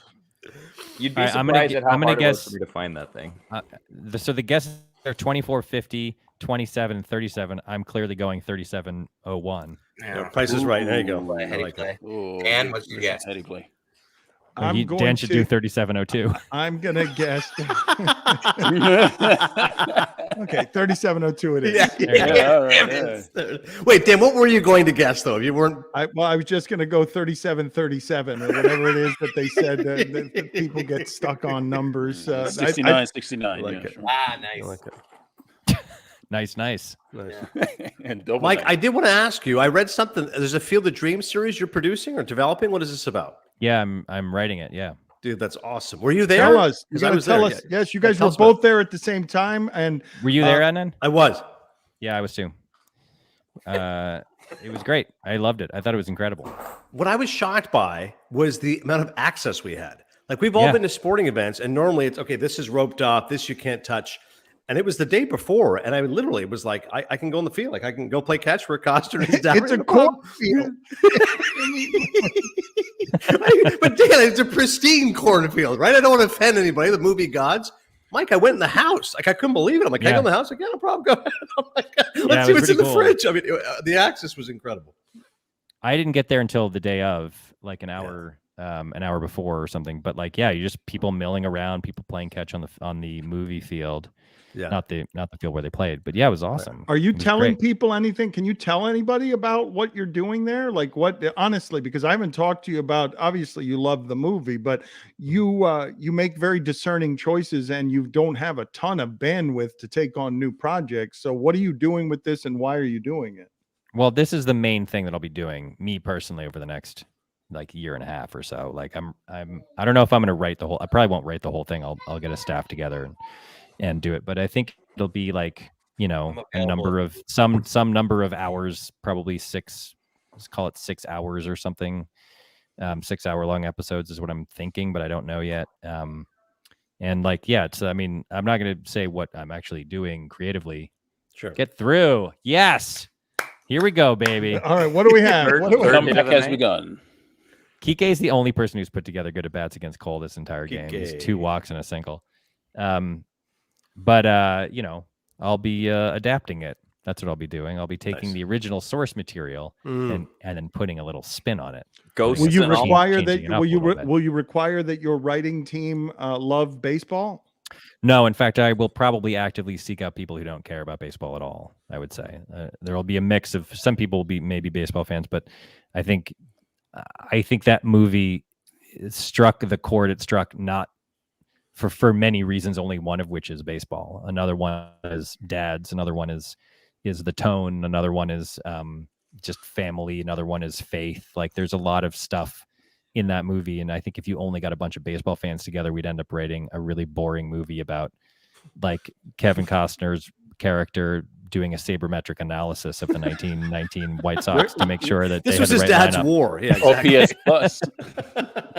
Where did it reach you guys, Adnan? Like where? I'm curious. Which one of those realms did the movie touch you in? I think the whole father-son dynamic, the story of redemption. I when I watch it again, because I watched it again, I hadn't seen it, 15 years. I love the movie. But I was struck by, I thought it was a solid film. It was well constructed, well written, well acted, and it really elevates in the final 10 minutes. Like I really think that last scene makes it a truly special movie. Here we go. Ooh, Here we go. Go ahead, Here we go. Here we go.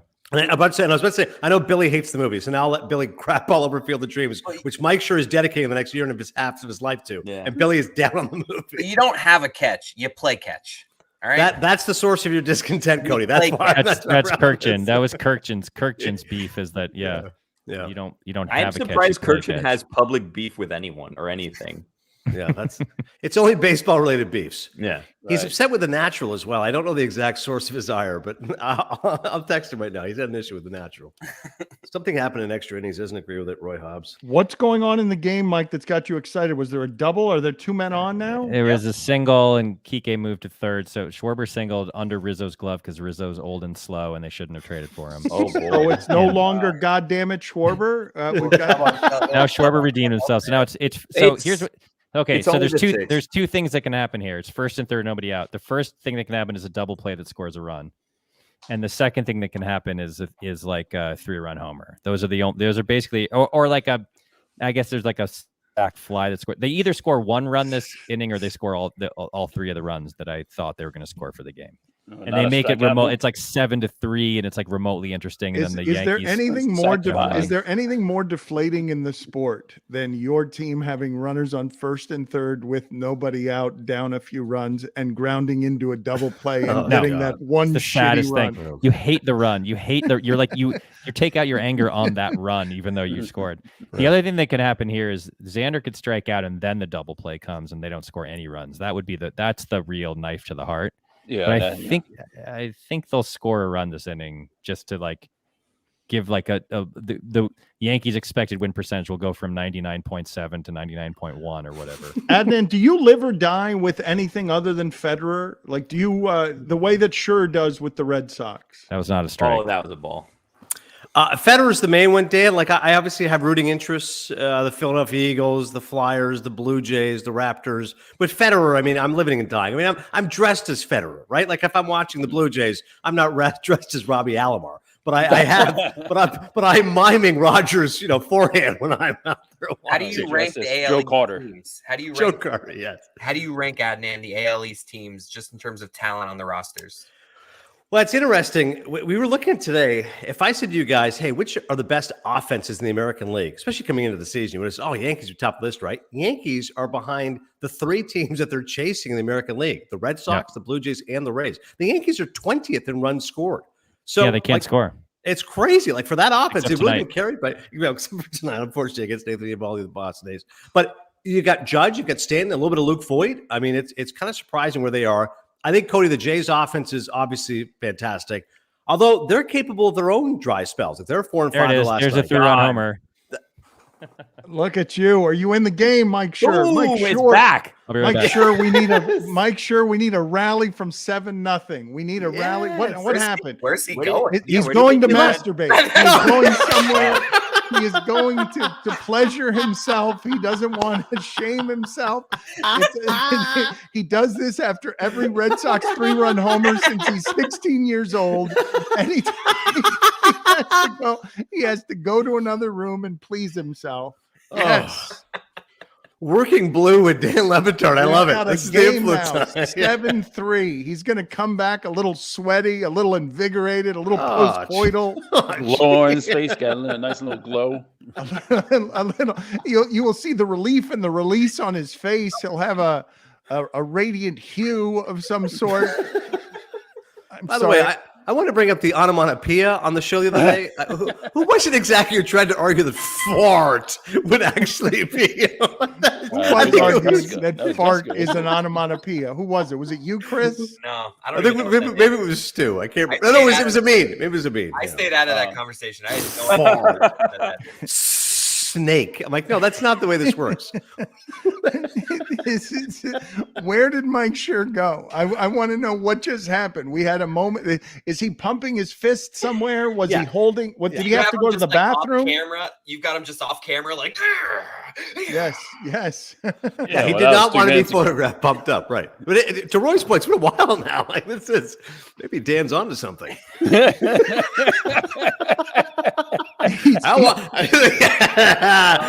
the conquering hero. He's back. Yes, look at you. How was it? How was what? We said that every time since you're 16 years old that the Red Sox hit a 3-run homer, you go into another room and masturbate. Look, you're washing your hands. No, that's lotion. Because I peed. I urinated.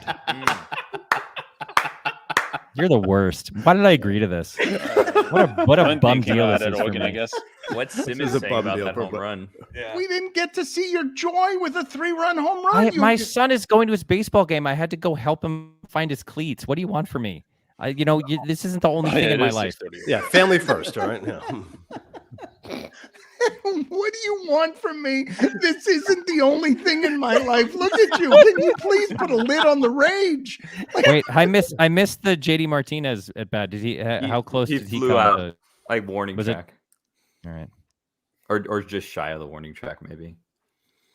At least Cole doesn't get it doesn't have like one of those 7 innings, 3 hits, no runs. Like there's some moral victory here that they scored these runs off Cole.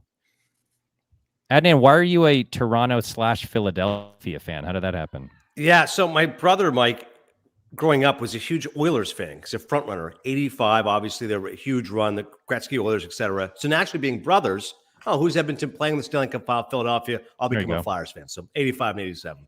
Gotcha. Yeah, good reason. I love all origin stories. Just to I love the it's just to piss off your dad or your brother or whatever. Like, I was about to say, dude, Houston Oilers? Yeah, that's what I thought he was talking about. I just loved Warren Moon so much. Yeah. I love Bum Phillips. That my friend Drew Goddard, who directed the pilot for The Good Place, became a Steelers fan just because his dad was a Cowboys fan, and it was in the 70s, and it was just like, I want to take the other side, and he's like a lifetime Steelers fan. Right. Get through. No. I would just think what a failure it'd be as a parent, though, Mike. Like, could you imagine if your son wasn't a Boston? It's one thing if he was like, hey, I'm not going to be a Boston fan, Dad. All right, you're already upset. I'm going to choose the Yankees. I mean, you're crestfallen. Well, he started as a Dodger fan and still sort of is, but I was like, I can't, I don't care. You're in LA. Fine. Right, I get in it. LA, and also like the Dodgers also hate the Yankees, and like the Dodgers integrated baseball. Like there's a lot to like about the Dodgers, right? True. So I was fine with that. And then slowly but surely, I didn't press it, and slowly but surely he kind of like came over, and now I think the Red Sox are number 1 and the Dodgers are 2. So yeah, it was a good. I played it cool. I think that those rebellions, those anti-dad, anti-mom rebellions, are often the result of too much pressure of like, this is what I like, and you have to like it too, and then someone breaks the other way. Yeah. So I was like, I'm just gonna lay back, and then 2018 happened, and he switched over. It's great. See, that makes exactly. I was about to say it helps when the team wins. That's like, I love these guys. Did you find the cleats? I wouldn't have. We did find the cleats. Thank you for asking. I would not have. I would not have allowed the Yankees. I would have said like, you can't. Right. You would. Like, you would have. What is there anything else in your son's life that you would ban like that? No. Like he could like any I don't care. Like I'm a Patriots fan. If he wants to like the Jets, what do I care? Yeah, congratulations on cheering for a loser franchise. Yeah, I'm a Celtics fan. If he wanted to root for the Knicks or the Heat, what do I care? All right. I mean, he rooted for the Clippers and still sort of does because we used to go to Clippers games a lot. But that wouldn't bother me. There's no thing that he could like in the world, I think, that would make me upset except for the Yankees. That would be the only thing I'd put my foot down. Yeah. Basset Hound, did you say? Yes, he did. He said Basset Hound. Just throw lobbing that out there. He's 3 red stripes in, and he's probably had a gummy as well. That was my bad. That's right. Were you a mean over there? Hold that one in the I have one question to ask Mike, then I'm going to leave. And this is not anything perverse, by the way. I actually have a legit one more baseball question. Red Sox wildcard game. Who are you starting, Sale or Eovaldi? Sale. 5 innings of Sale is what you're going. I actually wanted you guys. Can you guys? I mean, I don't mean to turn you into dancing puppets, but I would think that the two of you would have a lot of baseball that you would want to talk. Like Adnan loves him some baseball. Like I don't know where it ranks. It's not quite Federer. I think people are surprised to hear that you dress as Roger Federer on days that he's not making that up. On days that Federer plays, Adnan. What does that mean? Just a white polo and white exactly. shorts? So Wimbledon, I was just wearing all whites, tennis whites. Do you try to match him, or and just see, okay, what hat is he wearing and what shoes? Go get a Rolex. Okay, I put this on. I'll be like Roger. Now why Federer? How did that happen? How did that fandom erupt inside you? Well, my mom always loved tennis because she grew up in England. So naturally, she passed on a love of tennis to me. I loved Becker as a kid, flying all over the place, right? Sure. And then Federer, I just loved his style of play. He was just so elegant and so graceful and so classy. And I said, Swiss watch, like a Swiss watch, that guy. Exactly. Who doesn't like Roger Federer, right? Do you know the Boris Becker Agassi story? That's in Agassi's autobiography.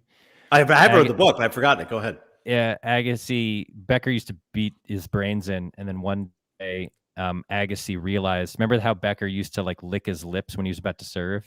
Right. Agassi realized. I can't remember, but I think he used to. His tongue would end up on this side of his mouth if he was going to go like kick serve out to the forehand, and on the other side if it was going to go down the middle. So he like had a poker tell, and Agassi cracked it and beat him because he had the poker tell, and Becker didn't understand what was happening. Like, how is this guy getting to every return? And they were in a club in Germany like years later, and like I think Becker had retired, or maybe Agassi had, I can't remember. And Becker was like, "How did you do it, man? Like, how did you do this?" And Agassi tells him, and Becker's like, "No!" Like he realized he could have won like another 3 or 4 majors because if he hadn't had this tell that Agassi had figured out. Not That's wild. crazy. I don't think I've read a better sports biography than that one. It's the best. Especially, Dan, in terms of being unvarnished, right? I mean, the honesty of that. I mean, he's just bearing his soul. It's not just that it was honest, though. It was so deeply and obviously in therapy introspective that he just like that was a dude who really knew himself. And there's the 8th run, by the way. Oh, there. So it's going to end 8-3. What just happened? A home run? They say that was a home run? Yeah, that was a home run. It hit the guy in the stands, right? I thought it hit the wall and he interfered. I don't know what happened. Anyway, back to Agassi. And Agassi's father, Dan, like just this monstrous creature, Vercuolis, screaming at his son. Kid's on him. And that contraption that he built, like the what did he call it? The octopus or something? Like, what? Yeah, that's a home run. Yeah. He's leaning over. No, that's a home run. Look at that. That ball's that's a home run. Tennis dads are just crazy too. Agassi's dad, Richard Williams, Sharapova's dad. No, but it's not just the dad. It's that culture and the culture of gymnastics. It's nuts. Like what they do right now. That you kidnap young people and take away their childhood. Yes, it is 8-3. That's right, Billy. Thank you. Again, we didn't have to watch this game. We should have shut it down, and then we should have rescheduled and come back for a more interesting game down the line. It's a good point. Mike should have had like an out clause, right? Like it's like an opt out, like in the contract. Hey, by the 7th inning, if the Sox are down by 5, I can just bail and get the hell out of here. No, listen, you missed this. And when the Yankees went up 3-0 in the first inning, I announced what was going to happen in this game, and the score that I predicted would be at the end was 8-3. I was like, this game is over. The Red Sox don't have any chance of winning. Right. And it's going to be like 8 or 9-3, 2 or 3. And like, we could have just skipped all this. We could have been like eating dinner with our loved ones and embracing our children and just, I could have read a book. I could have read a book this whole time and enriched my emotional inner life. Instead, all of our spouses are just resenting us right now. Yes. I got that right. Yeah. On that note, I am going to get going. We could all go. I mean, sure, if you want to end it on if you want to end it on that this note. game is not You still over. haven't played Sure Thing or Not, or know how much change is in the jar. We have. Why don't you announce? All right, listen. It's the top of the 7th. How about at the 7th inning stretch, you announce how much change is in the jar? Wow. Yeah, Billy, you still counting this, or what do we? Do you already know the number? I know. You can go. Okay, sorry. I'll text you how much. The thing is, we need a prize. What should we give someone if they guess the exact amount?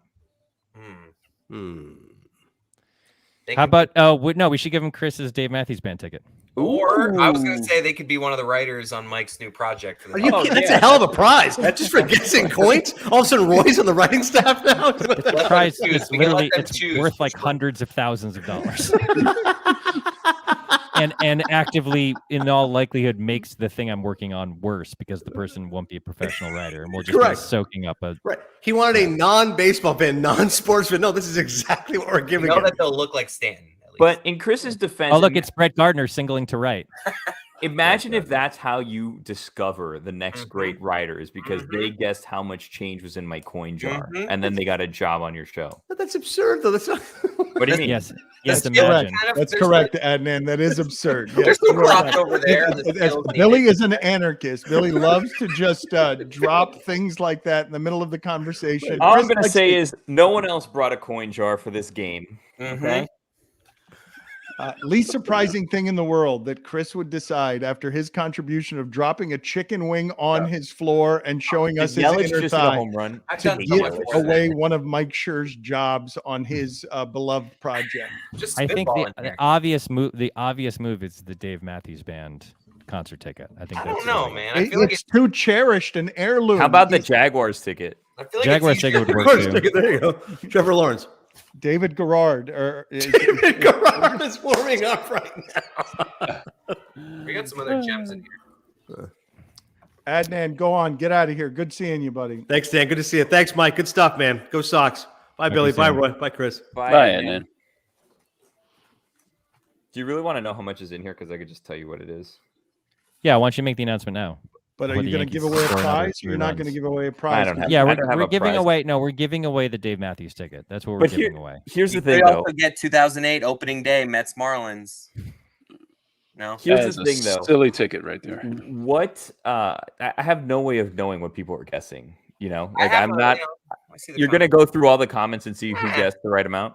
When he they don't go all the way from the beginning of the broadcast. There's a certain. Let me know if you guessed the right amount. Just say it was me. I guessed it. That is, yeah, right.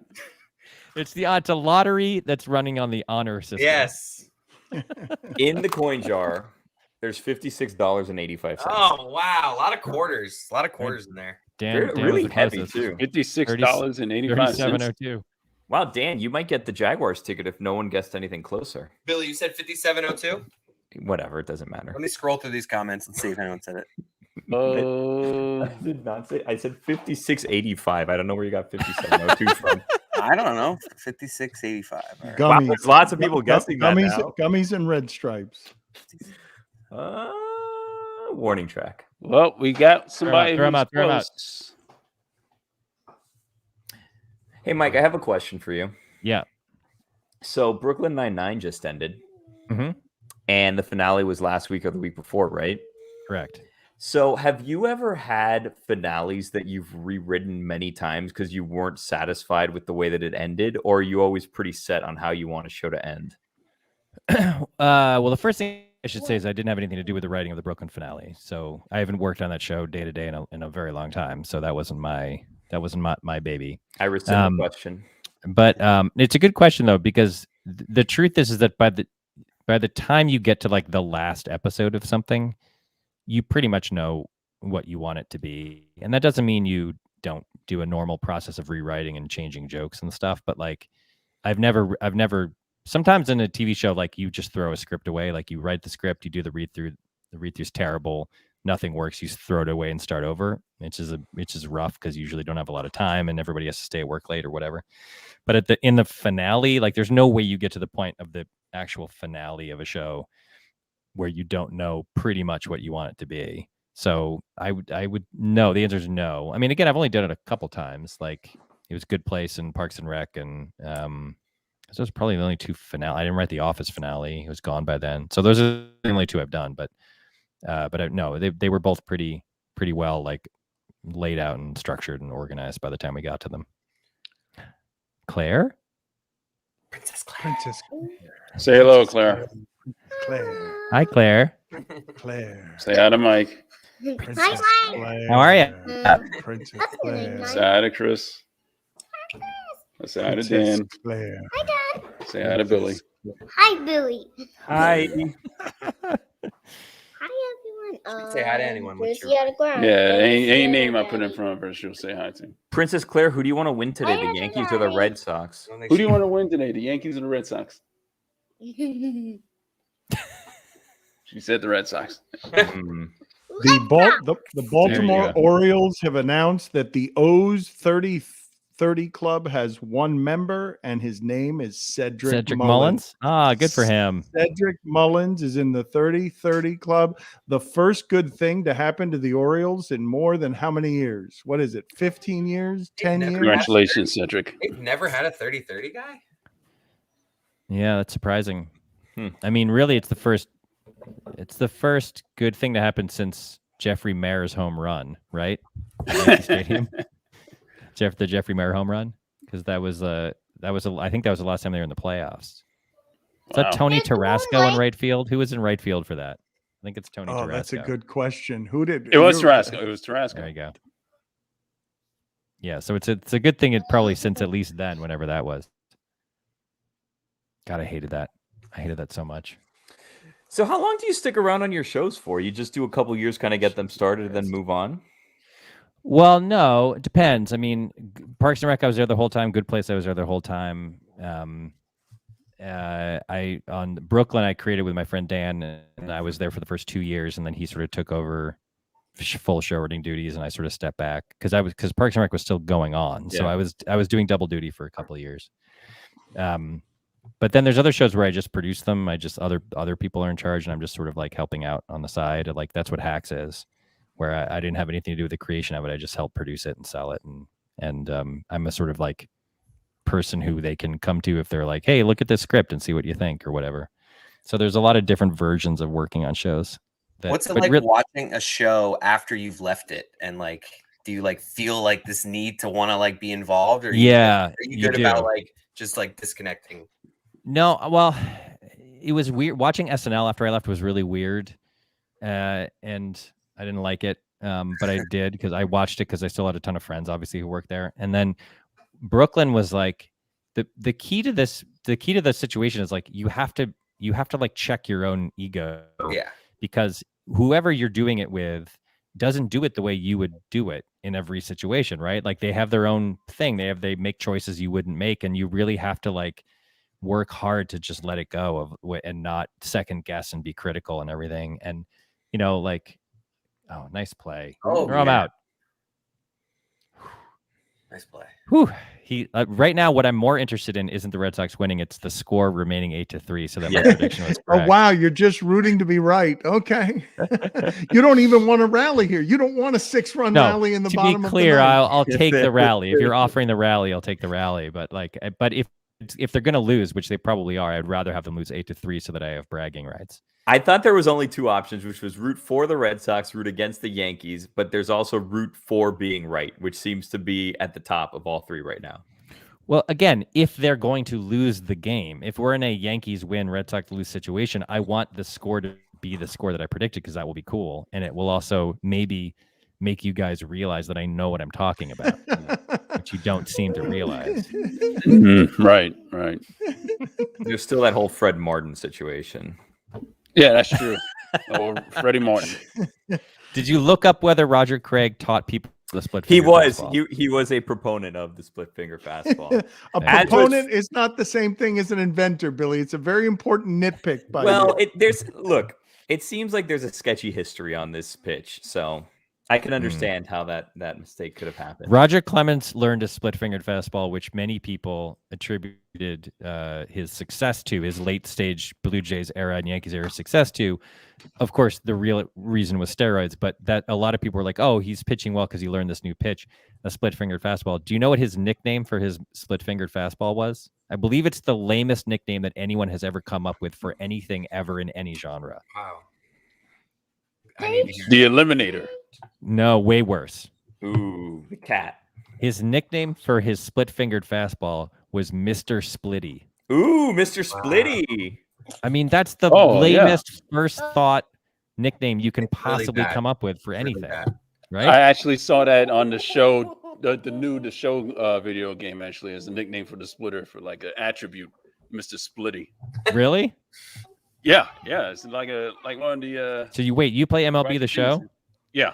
So does my 13-year-old son. Wow. Yeah. Well, what would you name your man? But I haven't grown up. What would you name a pitch since you don't like Mr. Splitty?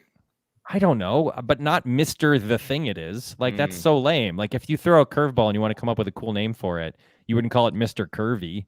I mean, that's ridiculous. Mr. Curvy's growing on me. Mr. Yacker or something.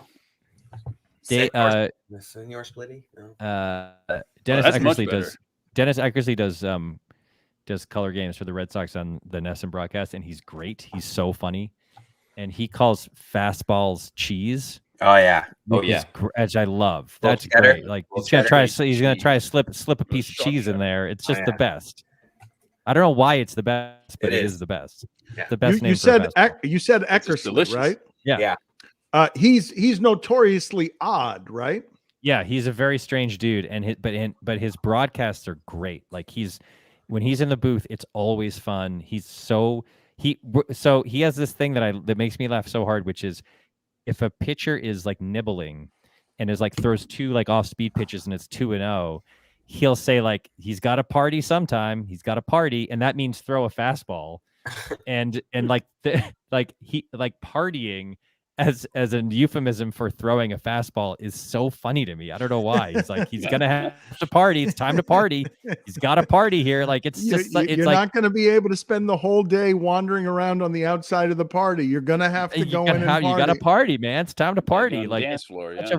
Everything he does is some weird like 70s like aphorism for whatever he's talking. Totally wearing a disco shirt, has some chains, some chest just hair, long hair, and a big mustache. He's walking into Studio 54, and he's here to party. That's right. His top 2, and by that he means throw a fastball.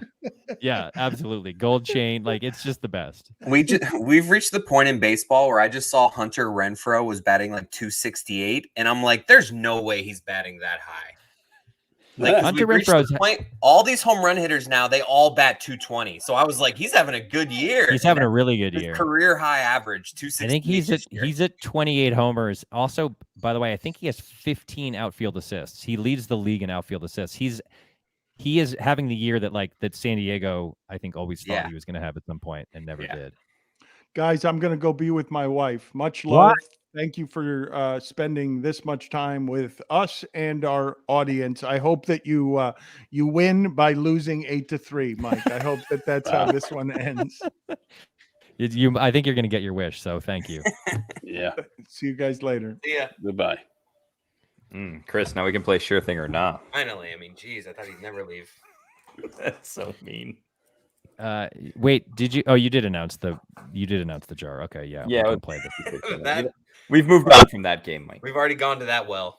Wait, so hold on a second. If Hacks would have won, would you have gotten an Emmy, even though your participation was somewhat limited? Yes, if it had won best comedy show, I would have won an Emmy. Yeah, because I'm a executive producer of it, and the Emmy for best show goes to everyone who's a producer or higher on a show. But I didn't win for writing because I didn't write that episode. I didn't win for directing because I didn't direct it. What do you do with your awards?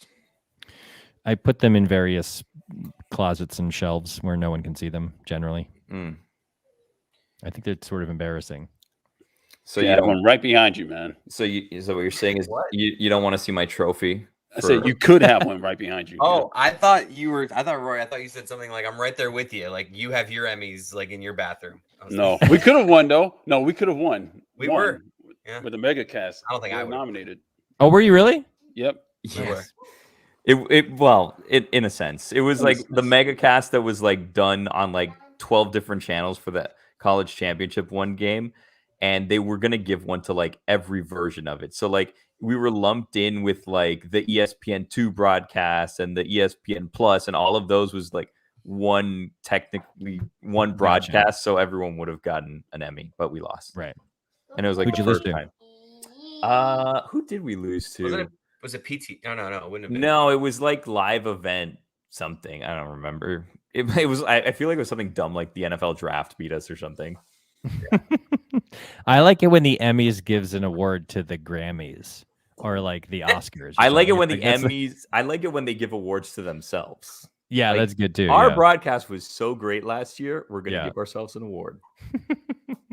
So you just put them away. You don't really care about them. Not that you don't care, but they're not displayed anywhere.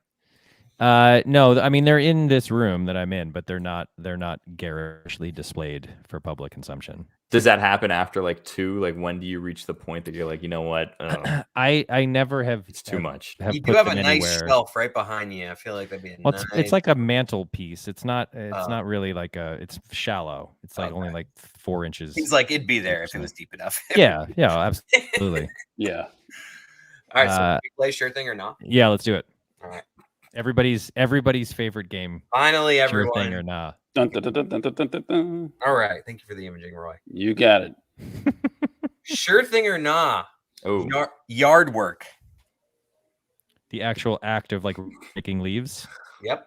Does this mean do you like it or like do you like does Mike Schur ever do some yard work? Sure Thing or Not? No. When I was a kid, I did. Growing up, well, I mean, listen, I live in like a desert that has no, like, there's no fall foliage. You know what I mean? Like, there's not a lot of yard work to be done. My backyard is turf.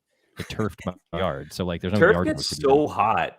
It gets very hot. My wife wants to do that. How do you like? Don't do it. Best. No, it's the best. Does it hold up? Yes. What yes. I've had it for 6 years. It looks brand new. But do you have a dog? I have 2 dogs. It probably is like 120 on their paws on like hot days. It has to be miserable. There's some shade, and when there isn't, they don't go out there. It's not a big deal. Like, I'm not forcing my dogs to walk around on my turf. Which, I mean, it's mean to what you're doing to these dogs, having them walk outside and not letting them back in until they've walked around as much as you want them to. But it looks great. It does get hot, but it looks great, and my water bill is like very low now. Also, Kike Hernandez is the only, he and Rafael Devers are the only people who've shown up for this game. Is yours a turf that has like those little... We're one swing away from this actually getting interesting. I'm telling you, this game is going to be close. Do you have the little like rubber pellets inside your turf or no? They did it red on the dirt. They don't have the ground up tires or whatever, like the way they do on athletic fields. So you can't see like if you get 2 feet in on your yard. No. But I highly recommend it. Especially, I mean, it's less important for you guys, but out here it's so dry. And well, you have droughts constantly. We're in the worst drought since like 1901, and so like just not having to like wet down your yard every day is a huge environmental plus. I think it's great. Everybody should do it. I mean, everyone at some point, probably in 50 years, like it'll be a law because there will be so little water in the West that it'll be banned. You won't be able to have a grass yard. So anyway, no. The answer is no yard work. All right. It hasn't stopped raining here, Mike, in like a month. Really? I have a leak in my roof that I found out because I went outside and I found just a bubble of water like collecting inside the paint on the like portion. Thank God it's like on the portion of the roof that goes out past the exterior wall. So I was like, that is definitely not something that should be there. So I took pictures. I sent it to a roofer. He's like, yeah, that's not good. Like, I should go over there immediately. So then I went and I cut it with a steak knife to just drain out all of the water that was in there.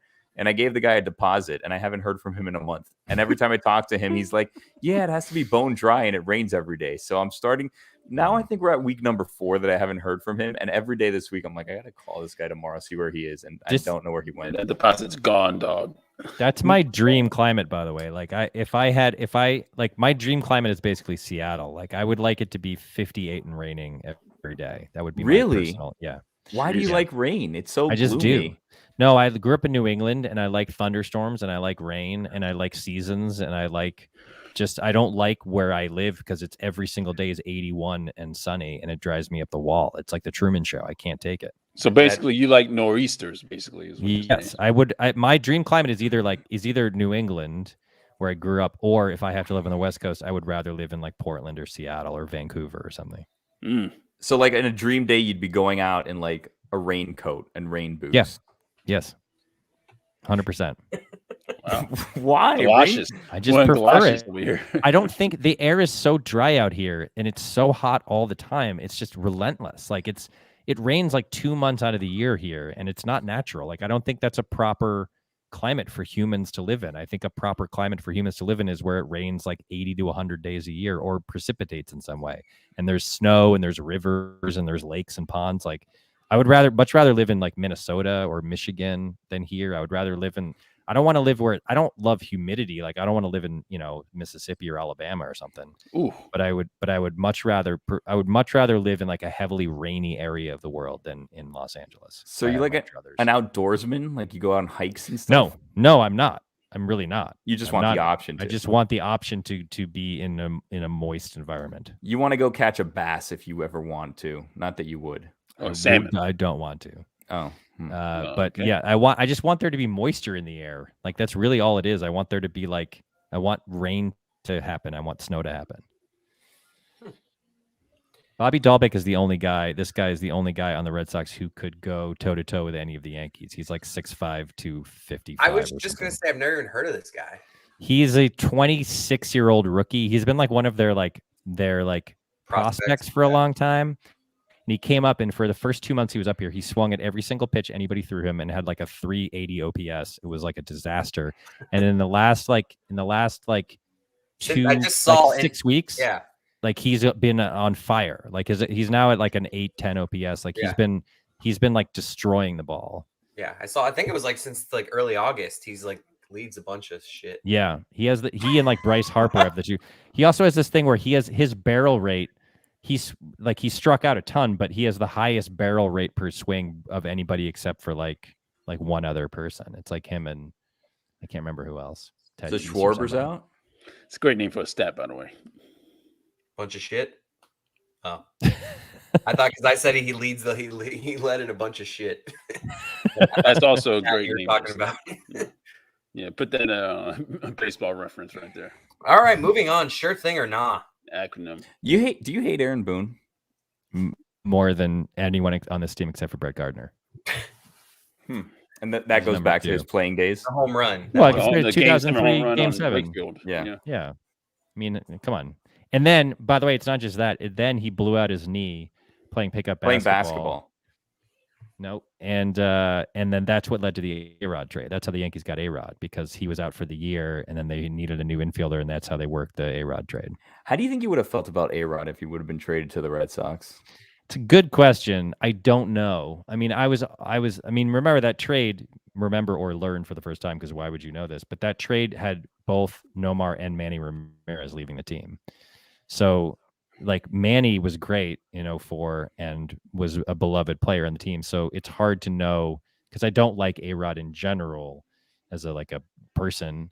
So I don't know if my Red Sox fandom would have like won the day, or whether I would have been bummed that Manny was gone and also sad that A-Rod was on the team. No, come on, man.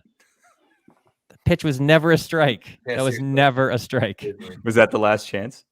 Yeah, that was it. All right. Sure thing or not? There's still a chance. No, there isn't, man. Come on, have faith. Pretend we're in Seattle and it's raining. We're through 7, heading to the top of the 8th. Sure thing or nah? The only time you're supposed to use your car horn is in a dangerous situation. Absolutely. Well, no. Dangerous situation, or if someone in front of you is at a traffic light and the light is turned green and they're on their phone, I think that's fair game. Like if they're not moving because they're on their phone. How many Mississippis? 3 to 5 is pretty. I think 3. Lax, I guess 3 to 4 Mississippis, and it's just a little tap, right? Just a little like beep beep, yeah. Just a little, yeah. But other than that, no. I hate like aggressive honkers. That sucks. Yeah, I agree. The only thing that really annoys me is when somebody's at in the right turn lane and they're just sitting there, and then I hit them with the little honk, and then it dawns on them like, oh yeah, I can make a right on red. It's like, right. I'd rather you be. I'd rather you just not move at all when I honk you. Like that. At least if you're just not getting the rules, that makes me feel better than the epiphany when you do the honk and all of a sudden they're like, oh yeah, and then they do it. It's like, what were you doing? Well, you know what I hate is when you're at the front of the line and there's a no turn on red sign. Ooh, and everyone behind and it's red, and the person behind you starts honking. Ooh, yeah. Then what do you do? Because it's like I put know your hand out of the window and then you point. Yeah.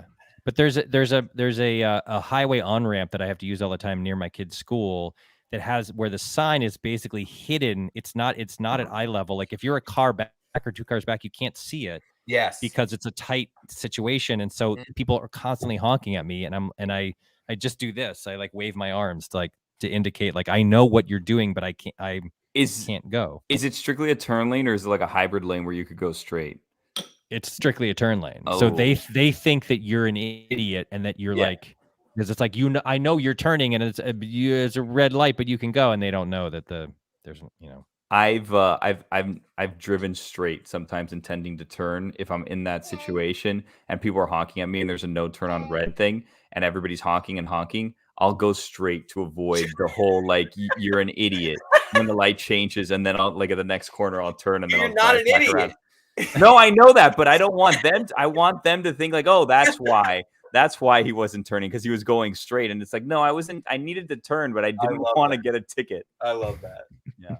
When you do honk at someone, if you pass them or if they get angry and then they drive around and they pass you, do you avoid eye contact? Because I try 100%. Yeah. Oh, I just yeah. hold on 10-2, just keep looking forward. And I'm like, just keep it moving. Our situation's done. Just go on with your day.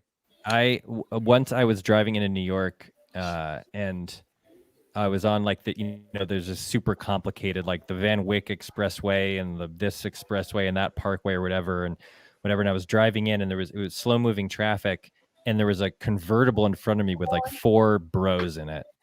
And the top was down and they were just like broing out. And like the traffic had moved like significantly in front of them, but they were like broing out with each other and like didn't see it. And I was waiting patiently. And finally I got to like 7 Mississippi. And you didn't hold it down. You just quick tap. Mm-hmm. And then the 4 of them turned around and went like, oh, and they started doing this to me like, come at me, bro. Come at me, bro. It was 4 come at me bros in a convertible. You in Miami? And so I was behind them and like crawling along and I was supposed to get off at the exit they were getting off at. And as soon as they turned, I just kept going. And I was like, I don't know where I'm going on this Van Wyck Expressway or whatever, but like, I want no part of this. And I'm sure I extended my trip by like 45 minutes probably because I just like didn't know. It was pre-internet. There was no GPS in the car. I just like drove around until I saw something. I'll figure it out. Recognized. Yeah. I was like, oh, there's the Empire State Building. I'll navigate. That'll be my North Star. Whatever I had to do, I'll do another day. We're good. That's right. The most aggressive I'll get is as I drive by someone, I'll just give the very vigorous where they can hopefully see my head. Oh shaking. no. Like I just want them to know that I'm just like I'll just give them a look like just disapproving. Hands in the air. Like I'm disappointed in you. Like nah, I don't even flail the arms. I don't give them that much. I just give them the not happy.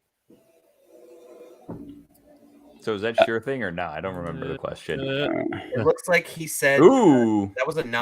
What was it again? Now I can't remember. Oh, I think if you honk, yeah, you can only honk in dangerous situations. Dangerous situations or a polite tap to lead someone to look up from the phone. Technically a nah. That's a nah. The thing though is that sometimes the honking leads to a dangerous situation.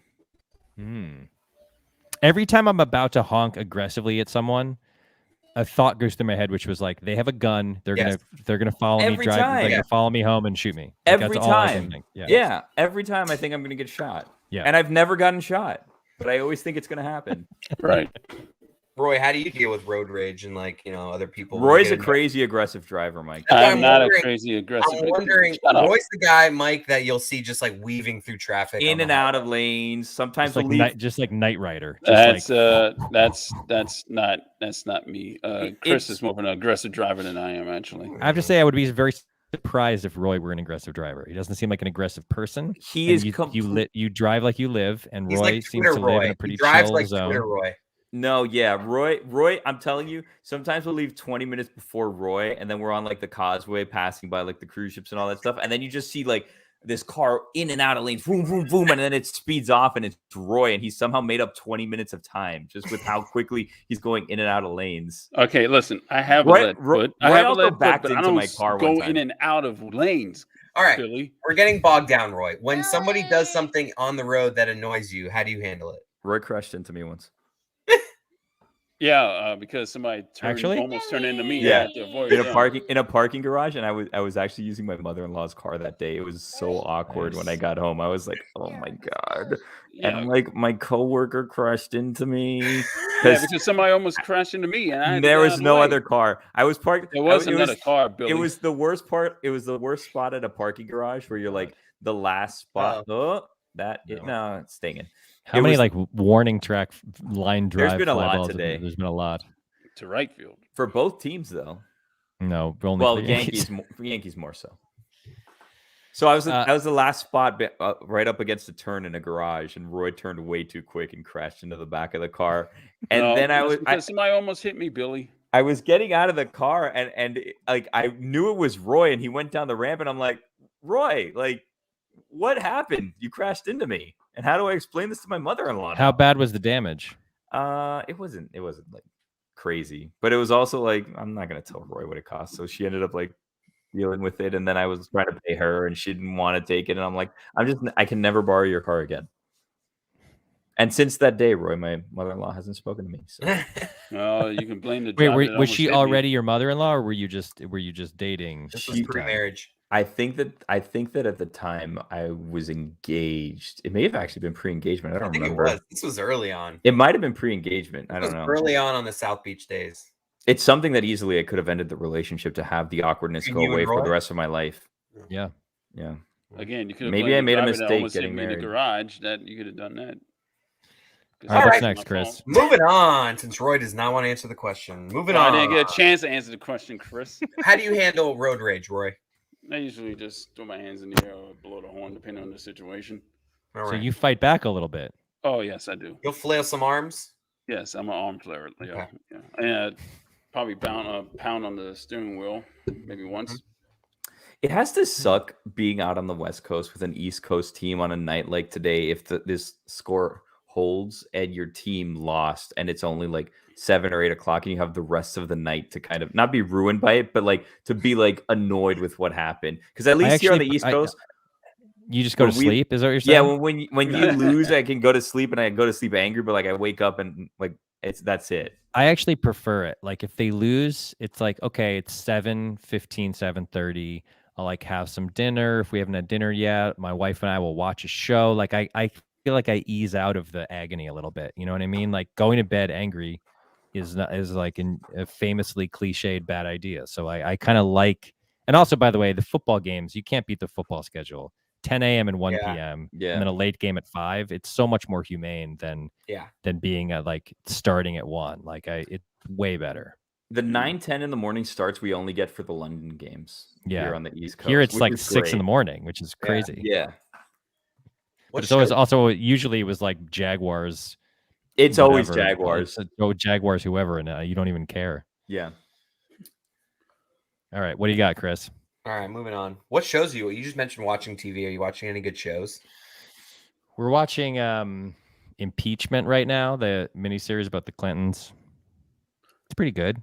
I'm not like super into it, but I'm pretty into it. We're watching the other two. Do you guys watch the other two on HBO Max? It's great. It's so funny. This is the 3rd season. The first 2 were on Comedy Central, or maybe the first one was on Comedy Central, and then it moved over. Who's in it? There's a guy named Drew Tarver who's a comic. It's really fun. It's about this brother and sister who have a little brother who basically becomes Justin Bieber. And they're like he's like a struggling actor and she's like doesn't know what she wants to do with her life. Molly Shannon plays their mom and it's super funny. Like it's great. It's super funny. This is like the image that comes up like every time you turn on HBO Max, right? Yeah.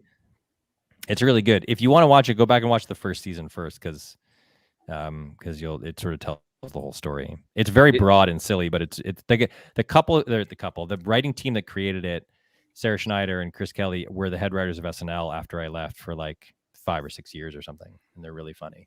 What does Ken Marino do? He plays Chase Dreams is the name of the little brother, like that's the stage name. He plays his manager. So he's like, and then he and Molly Shannon start dating. So he's like their he's the father, kind of. He would be stepfather, like if he and Molly Shannon got married. Yeah. And he's always funny, but he's great in this too. Yeah. What you're watching actually leads us to the next sure thing or nah. Reality television, sure thing or nah? Nah, can't do it. Thank you, Mike. Thank you. I have in my time, I have enjoyed a reality TV show here and there, but I've never like The Bachelor and Bachelorette. My wife and I watched like 4 or 5 seasons of that show until it finally lost its charm. Yeah. Agreed. But I have never watched Survivor. I've never watched Big Brother. I've never watched like Real Housewives. I've never watched any of that stuff. Like it just doesn't appeal to me. So you only watch the karaoke shows, basically. Don't watch Masked Singer. Wow. Don't watch any, like literally anything. I don't watch any. It sounds impossible. I don't know what to tell you. No challenge and like no road rules. No road rules. No Jersey real. Shore. What's that? What was it? The MTV one, the famous one, the Jersey Shore. Road rule. No Jersey Shore. No Real World. Yeah. Nothing. No Shot at Love with Tila Tequila. Nope, none of that. Wow. No, Brett Michaels is dating people, whatever that thing Flavor was. of Love. Have you seen Flavor of Love? No Flavor of Love. Well, then how do you know who would fall in love with Flavor Flav? I mean, I feel like if I want that information, I can probably pick that up in some other location on the internet. Right. So how did you find out after The Surreal Life that Brigitte Nielsen and Flavor Flav had a fling? I remember exactly where I was when I found that out. It was when you just told me it right now here. Wow. In this moment. Plus Sylvester Stallone. I mean, my God. This 8th inning not going well so far. Have you seen Only Murders in the Building? I have. I like it. Yeah. That's another show we've watched recently. Yeah. I don't like the one episode a week thing, which is weird because I'm fine with it on like network TV, but on streaming services, it drives me crazy. And I wish I would have picked it up once it was all wrapped so I could just binge it straight. I picked it up 5 episodes in, so I was able to get through 5 episodes. And it's not like 1 or 2. Once you get to 5, I have like a thirst for more. And then I had to wait. Isn't it only 6 total episodes or something? Like you only have to wait 1 more week. I did, yeah. Oh. But I even saw it like on a Saturday, so I only had to wait like 3 days to watch it on a Tuesday. But once I was in the zone, I'm like, I need to keep watching this. And now we're by episode 6, and there's gonna draw out for like another month before I finish watching it. I do like it a lot. I think it's funny. And I really like Martin Short. Martin Short is the best. Yeah. Like he's just endlessly entertaining, that guy.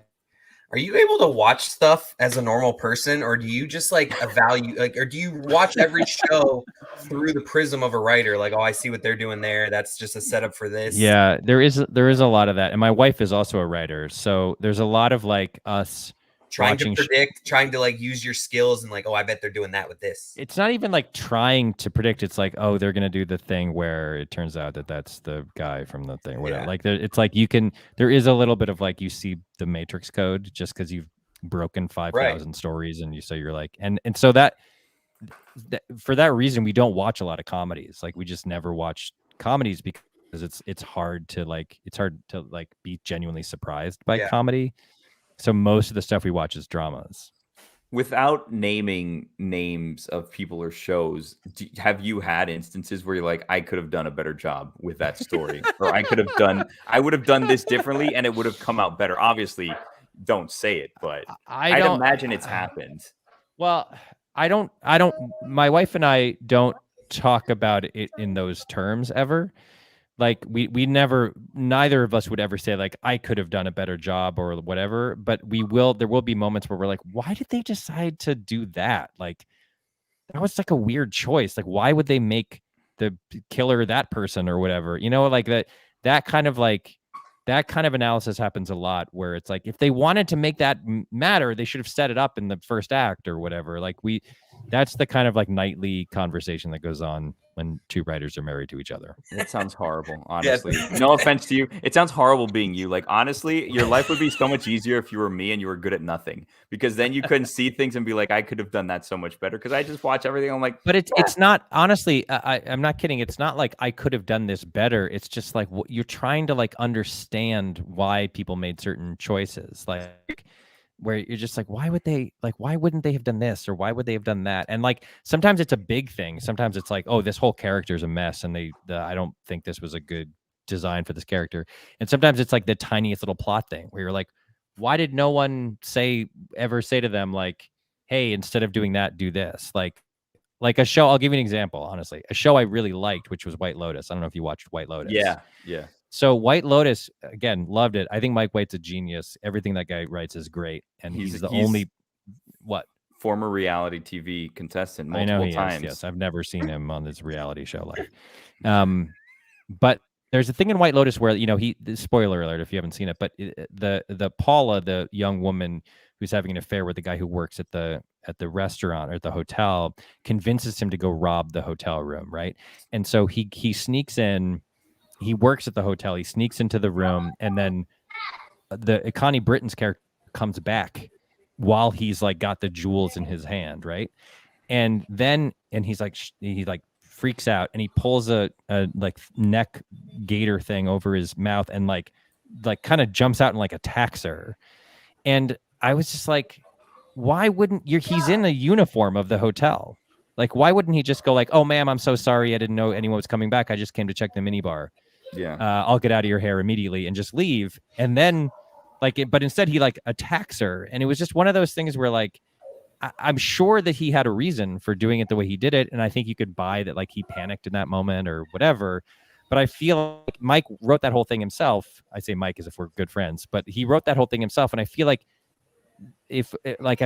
someone in a writer's room better. Well, someone should have said like, "Hey, have him try that."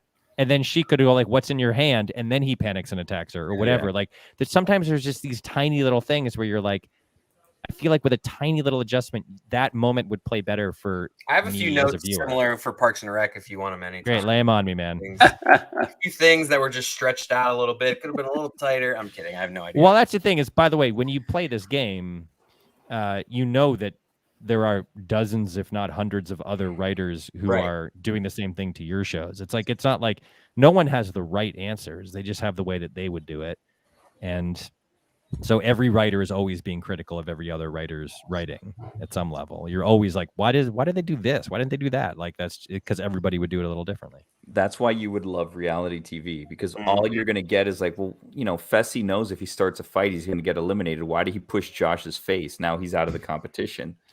What show are you talking about right now? That's the challenge. That's what happened last week. Oh, okay. Sure thing or not? What was the question? I don't even remember. Sure thing or nah? Sliding into first base. Oh, wow, stupid.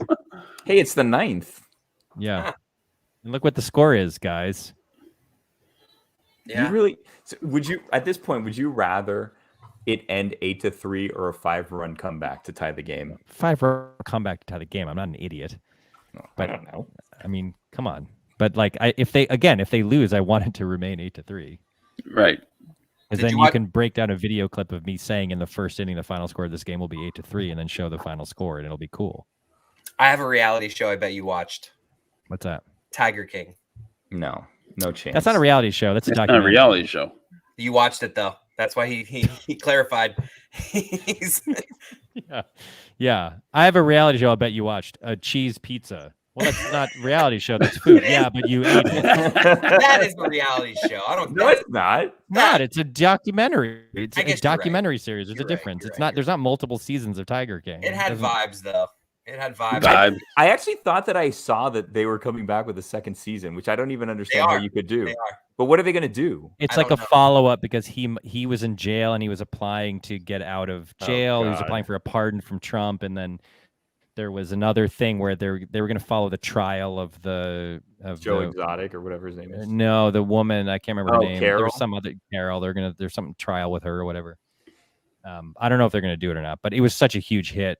There were so many things that like hit right when the pandemic started that were just like everyone was in their house. Everyone had to watch something, and like these things caught fire. So I think that was watched by like a billion people. You know? Are you inclined in the Michael Jordan doc?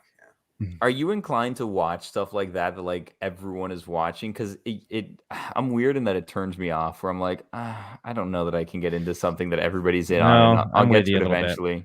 I'm with you on that. It depends on what it is. Like if I'm interested in it, arguably part of my job and my wife's job is to like keep up on things that matter in the culture. So if it seems like a thing I would like, I'll watch it. But I know what you mean. I'm kind of like, if everyone is talking about something, I have a little bit of a contrarian reaction of like, I'm not going to watch that, or I don't want to, I'll get to it later or whatever. But, like I haven't seen Breaking Bad, and I'm like, maybe I'll get to it at some point. You're not going to get to it. I haven't seen that. Another one that's like the current one that I haven't seen that I know that like I'll get a lot of judgment and hate on. I haven't seen Ted Lasso yet. And I shout out to your arch rival Bill Lawrence on that one. That's right. Yeah. I love it, man. I actually found out because I thought that I didn't have an Apple TV subscription, right? And then I realized every month I was getting charged for one, and I don't know when it is that I registered for that, but I had it, and then I canceled it, and I'm like, shit, I shouldn't have done that, because this is kind of part of the reason why I haven't watched the show on top of everyone else talking about it. So then I started watching like the first episode, and it was like 10:30 at night, and I fell asleep, and then I haven't gone back. Well, I mean, you should watch both of those shows. I think. I mean, Breaking Bad is like a top 3 all-time piece of entertainment, I would say. Like, oh, he got him. Did he come off the bag? He must have come off the bag, right? He got picked off. No, he was trying Threw to him out a steal. second. What is it that you said is a number one piece of I think Breaking Bad is one of the 3 best dramas probably ever made. What are the other 2? Just since we're The doing Wire this? and The Sopranos.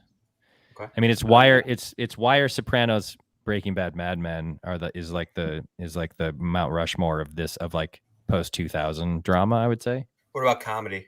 He must have come off, right? Did he come off the bag? What happened here? Looks like they're gonna review. Yeah, he went to. He came off. Yeah, he lifted his hand off the bag. Was he touching him though? Then. Yeah. Yeah, he had the glove on him the whole time. Good work, Leiber. May have also let him off the base a little bit. Look at Joe West. Joe West, like he goes like this, and then he just like I imagine him living near that second base, and he just like. What do you think he does on the off season, Joe West? He sings songs. Makes country music. Yeah, Country Joe West. Does he have a barbecue sauce? He's not still doing that. No, that's JR. Oh, they look the same. They do not look the same. Jim Ross? No. You think Joe West has like his own like home studio where he goes and he like records or like does covers for himself? I bet he has like a really big house down, probably in Florida somewhere, or in like or Georgia. I see him like Oklahoma somewhere. How much do we think Arizona? he makes a year? How much does Joe West make a year? Let's see. He's got to be. I mean, he has the record for umping games, right? He set the record recently. It's like I thought that was just trimming. Didn't he go no, on I'm pretty a tour sure it's like, Joe West a couple years ago pretending he was going to retire? Did he change his mind? I feel like we had a Joe West. He wanted to break the record. I remember that. It was like and I think he broke it either this year. I think it was this year he broke it. Either Looks this like year or the last top year. end umpires make like $500,000. It's probably right. Wow. He was born in Asheville, North Carolina. Yeah, so he's down south somewhere. He's got a nice big house that's on a golf course. He has a recording studio in his house, and he has a bunch of guitars, and he just like plays old like Waylon Jennings songs and like, another guy that was on the Naked Gun, by the way. Joe West. Yeah. Man, $150 for a rookie umpire, not bad. That's pretty good. Yeah. How much do you want this game to end, Mike? Very badly, and specifically, I would like this at bat to end because if Brett Gardner doesn't make an out here, I'm going to lose my mind. This might be the thing that pushes me over the edge. Does it have anything to do with our line of questioning that you're like, I don't want to hang up in the middle of this, but no. Do you have any more sure things? It's helping. It's distracting me. Yeah. Here we go. Okay. Doing self-checkout at the grocery store. Sure thing or nah?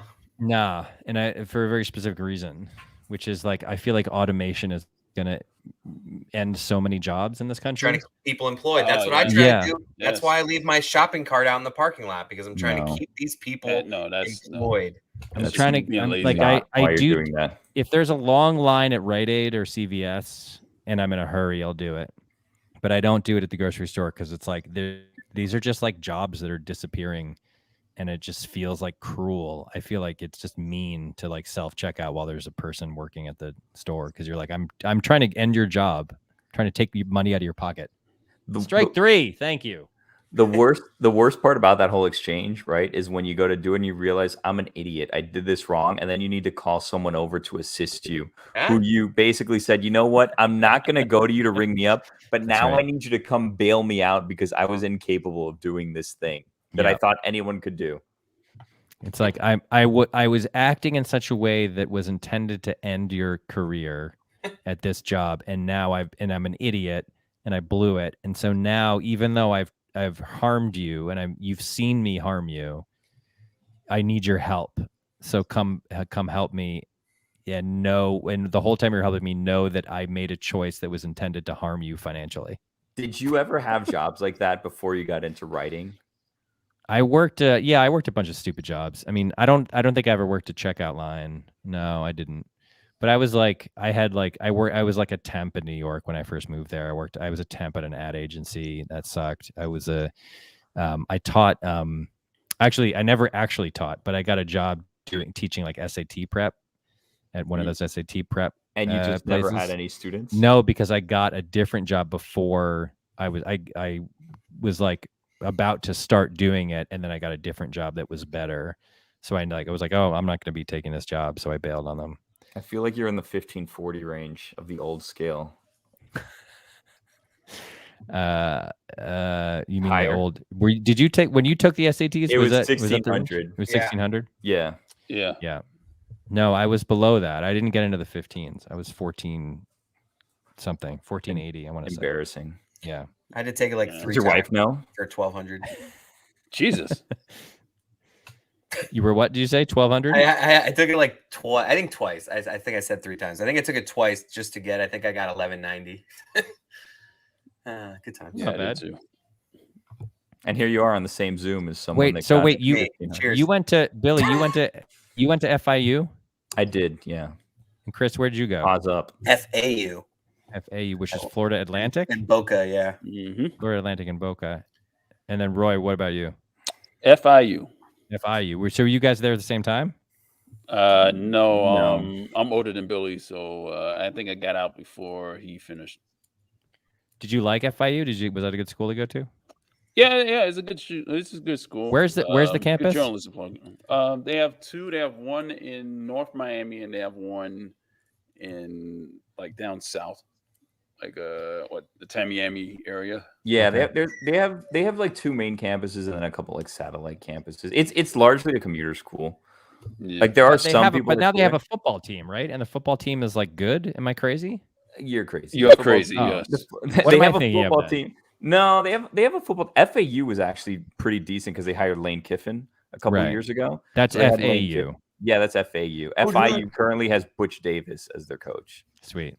Yeah, but which I'm kind of pissed about because Butch Davis coming in, I wanted nothing but violations and future sanctions against the program because that means that he did something right, and then I'd get like 4 glorious years of them like getting close to being like, if I were to get a little number 25 next to FIU, I would go crazy, right? So I was just hoping we'd be breaking all of these rules and Butch would be doing Butch things, and it's not happened yet. Instead, we have like this transfer from Maryland playing quarterback who's god awful. Nothing against like a 22-year-old. So do you actively care about the FIU football program? Are you like a Way more than I should. Way more than I should. In fact, the stadium is on campus. It's relatively close to my house. I haven't gone yet because I it's crazy to say I don't want to go into like large crowds. Not that there are huge crowds there, but I haven't gone yet. But I've been trying to watch the games. But FIU is not big enough that it's easy to find the games, right? So I have to like figure out like, is this going to be on CBS Sports Network this week? What kind of Conference USA TV package do I need to sign up for to get this game? So I signed up for ESPN Plus like 2 weeks ago, just because the next 2 games are on ESPN Plus, with the intention of just canceling it once the games are no longer on ESPN Plus. It's crazy how much I care about the team, knowing that it's going to end poorly every year. It's the team I care about the most outside of the Marlins. It's like the and I Marlins. shouldn't. Yeah, I really shouldn't. But every year I Sounds like think, the you know same what? thing. They're gonna do well. They're gonna do well. And I'm pretty sure that they lost to like an FCS school already this year, which is not the best. Yeah, it's not the best. No. I hate it, but I still get dragged in. I don't know why I have this passion. Why do Well, Red Alma Sox, mater, man. Mike? Why do Red Sox Yankees games take so long? They seem longer than most games. I don't know. This They one's are. going by quickly. This 3.5 No, hours. as this opposed one to is 4. going by relatively quickly, but statistically, they just take longer than every other. Well, at the height of the rivalry, which was 2003, 2004, they oftentimes went into extra innings. Even when they didn't, they were so strategically intense that they would make hundreds of pitching changes. There were oftentimes like on-field brawls that would delay the game like 20 minutes. Guys would get thrown out, like, but it was just like, you know, those Jesus, that was right down the How do middle. you- It was wow. literally right down the middle. That was some cheese. That was cheese. He snuck a piece of cheese by him. Sure. Look at that. That's Gouda. look at that. That is just room service. He came to party. Partied. How'd you feel about Don Zimmer and Pedro? I thought it was Okay. hilarious. I thought it was hilarious. First of all, it was totally hilarious. Second of all, it's 100% Zimmer's fault. Yeah, it is. 100%. And everyone talks. It's not everyone. People are like, oh, when Pedro threw Don Zimmer to the ground, it's like Pedro is standing there doing nothing, and Zimmer becomes like a bull. He and moved away lowers like a his head. matador. Yes, he And charged ushered him at him. down. He was a Hey, Schur sad was right old about that. man, and he charged at him with his head down, and Pedro moved aside and just did that and just guided him to the ground. Olay. It's like the story is not Pedro threw Don Zimmer to the ground. The story is Don Zimmer ran like a crazy person at Pedro, who sidestepped him and just kind of like gently shoved him. Yeah. It's also like Joe Buck's fault Kept his because Joe momentum. Buck made it worse than what it seemed. He did. Those now that era is long over, and the Red Sox have won 4 World Series, and I'm healthy or healthier. That era was so fun. Like those games were bananas. Like everywhere, wherever you were, it didn't matter whether it was April, May, June, whatever, playoffs. Every single game was like something crazy would happen. Something super intense would happen. It couldn't have been good for Veritek you. and the Veritek A-Rod fight was the best. Do you remember? I don't know if you remember yeah. that, but Yeah. Especially with his catches mitt. I mean, That's that the was best. Awesome. That was incredible. And then the Red Sox came back and won that game. Bill Miller hit a 2-run homer off Mariano Rivera in the bottom of the 9th. Like the games were just like it was like watching like a Christopher Nolan movie every time they played. It was like a endlessly long, crazy science fiction opera every time they played. It was amazing. It always bothered me how Bill Miller spelled his last name. Yeah, it's Oh, ridiculous. It's They also had it's Mueller. it's Mueller. Mueller. It should be Mueller, right? Yeah, It Mueller. should, yeah. Was your life in shambles at that time? Like if this game, an 8-3 game where you have a wild card lead, is getting you this emotional, My not life was in emotional, shambles. but Yeah. no, No, but my I'm life saying was in shambles. back then it was probably crazy for you. Yeah, it was awful. I mean, I watched Game 7 of the 2003 ALCS in my friend Dave's apartment with all Red Sox fans. And when Boone hit the home run, You were convinced you were going to the World Series. Yeah, I mean they were up big. They were up 4-0. They knocked Clemens out of the game. They were cruising. They had, it was like I never thought we were going to the World Series. We all were like losing our minds. Grady Little. But I laid down. I just laid down on the floor of the apartment, and we just like talked for like 2 hours, and like stared at the ceiling. And I remember being like, it's never going to happen. Like they're never going to win. We could live to be 100 years old, and this will just be what happens every single time. Like they'll never win the World Series. And Seth Meyers, who was on SNL with me at the time, who lived in that neighborhood, we left like at like 1 a.m. or something, or midnight, 1 a.m. I remember what. Walked home, Yankee fans still like honking and celebrating in the streets. And we got to like the corner where I was going to go up to my apartment. He was going to his apartment, and he was like, all right, here's the deal. Like the day they win the World Series, wherever we are in the world, we come back and we stand on this corner and we like celebrate them winning the World Series. And I was like, deal. And then they won the next year. And so like the next year I came to his apartment, we walked to that corner and like hugged each other and cried. I hated Roger Clemens so much because of that fake retirement that he did in the World Series, because he was a Yankee and he had his pretend last game in the Pro Play or whatever it was called at the time. We gave him a standing ovation. Everyone gave him a standing ovation. Yeah. It ended up being a classic game that went to extra innings that Alex Gonzalez won with a walk-off home run. But everyone was cheering for him, and then there's the whole he comes back from retirement and the steroid thing. You're like, man, I was such a fool. I should not. He did it. I believe he did it twice. Like there's that Susan Waldman. Yeah, where he's like, George Clemens is in George Steinbrenner's box. Oh my God! Like that. There was that moment, but I think it happened twice. I think he did it again the next year. Yeah. Yeah, that guy sucked, man. I was just somehow like how you feel about him because he was a Red Sox. He sucked, man. No, he sucked. He always sucked. Who are your top 20 strikeouts? You're talking about Mr. Splitty here, okay? I mean, as a person, not as a pitcher. Like, who are your 3 least favorite Red Sox ever of all time? Yeah. They're except for Clemens. There's no one. I mean, Clemens on the Red Sox was super fun to root for, but like, they're not guys that you would know. Like Mark Lansing was on the team. They traded for Mark Lansing from the Rockies, and he sucked, and I hated him. I mean, who's the shittiest Red Sox that you really liked, but was not a great player? Well, Brian Daubach was on that. Was like this guy. No, that's Travis Shaw. Don't they have a Dahlback? No, I just meant the guy that's on the Bobby. team now, that's Bobby Dahlback. Okay, sorry. Brian Dahlback. Another Dahlback. Brian Dahlback, who I think was a Marlin maybe in the 90s. Huh. could be wrong, but he was like this crazy long shot guy, wasn't a prospect at all, like career minor leaguer. And he was like sort of doughy and like a little pigeon toed. And he came up to the team and had a couple like really good years, like 20 home run years. God damn it, Shaw. like good, like 20 home run years. And like, he was really fun to root for because he was like a nobody who shouldn't be in the majors, and then like was fun. And also my theory has always been that Red Sox fan favorites, you become a fan favorite if your name is fun to say in a Boston accent. So Nomar Garciaparra is perfect. Brian Daubach is a good one. Dustin Pedroia is a good one in a Boston accent. Like, so yeah.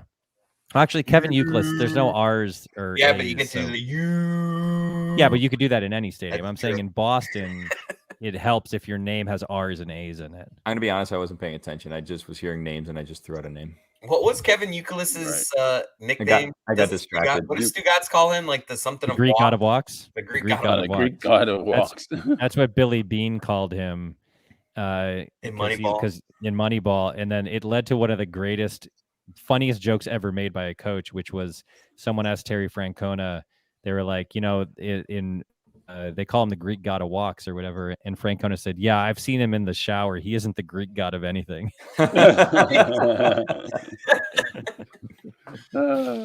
Pretty good. Yeah. Well, boys, it's 8-3. A score I literally predicted out loud earlier in this telecast. I can't believe that you got that. Muhammad Ali over here. We've done this twice now, and you predicted that Rizzo would be the star of his first game with the New York Yankees. You got that right. And then this one, you just called the score. Did you call it before the game or when they got 3 runs? No, when they got 3 in runs. the first inning, yeah. There's the third out. Oh, that's it. I cannot believe you got the score right. Wish I could say I didn't know it was coming. Look at us. One game separates you now. If you're watching now, make sure to tune in. We're gonna do this in the playoffs, right, guys? Just do me the one favor before I sign off. Mm-hmm. Cut up the sound of me predicting the score, and put a timestamp on it, and make sure that everybody knows that I actually predicted the score of the game, and play the audio or put it on the website. Do something. Who's everybody? Who do you want to see this? And who's going to cut it up? I don't know. Whoever cares. Just I want there to be anyone. I want there to be a 45-second long video where you get to see me predicting the score, and then you see the final out and you see the final score. I just put that up on the freaking. We'll have it out Monday. Are you running out of room on the Batard and Friends podcast website? Like, is there a limited amount of shelf space that you can't cut up that video? Yeah, limits. Yeah, I think people that cut up our videos are hammered right now, enjoying their Friday night. You want to know something just behind the scenes? So Roy is actually producing this whole thing because our normal video producer couldn't do it, and then we almost couldn't get this on the air because there was some sort of like code that was sent once you sign in, and the person who received that code was on an airplane. So I was dreading 20 minutes before needing to text you and tell you, hey, by the way, I know we've talked about this a couple times. Not going to be able to do it because the person who has the code, whose account this is on an airplane right now. It would have made my evening better. Yeah. Sorry. I'm sure it would have. Hey, talk again soon. Talk again soon. Thanks so much for sharing in my misery. It was fun. Thank you, Mike. Bye.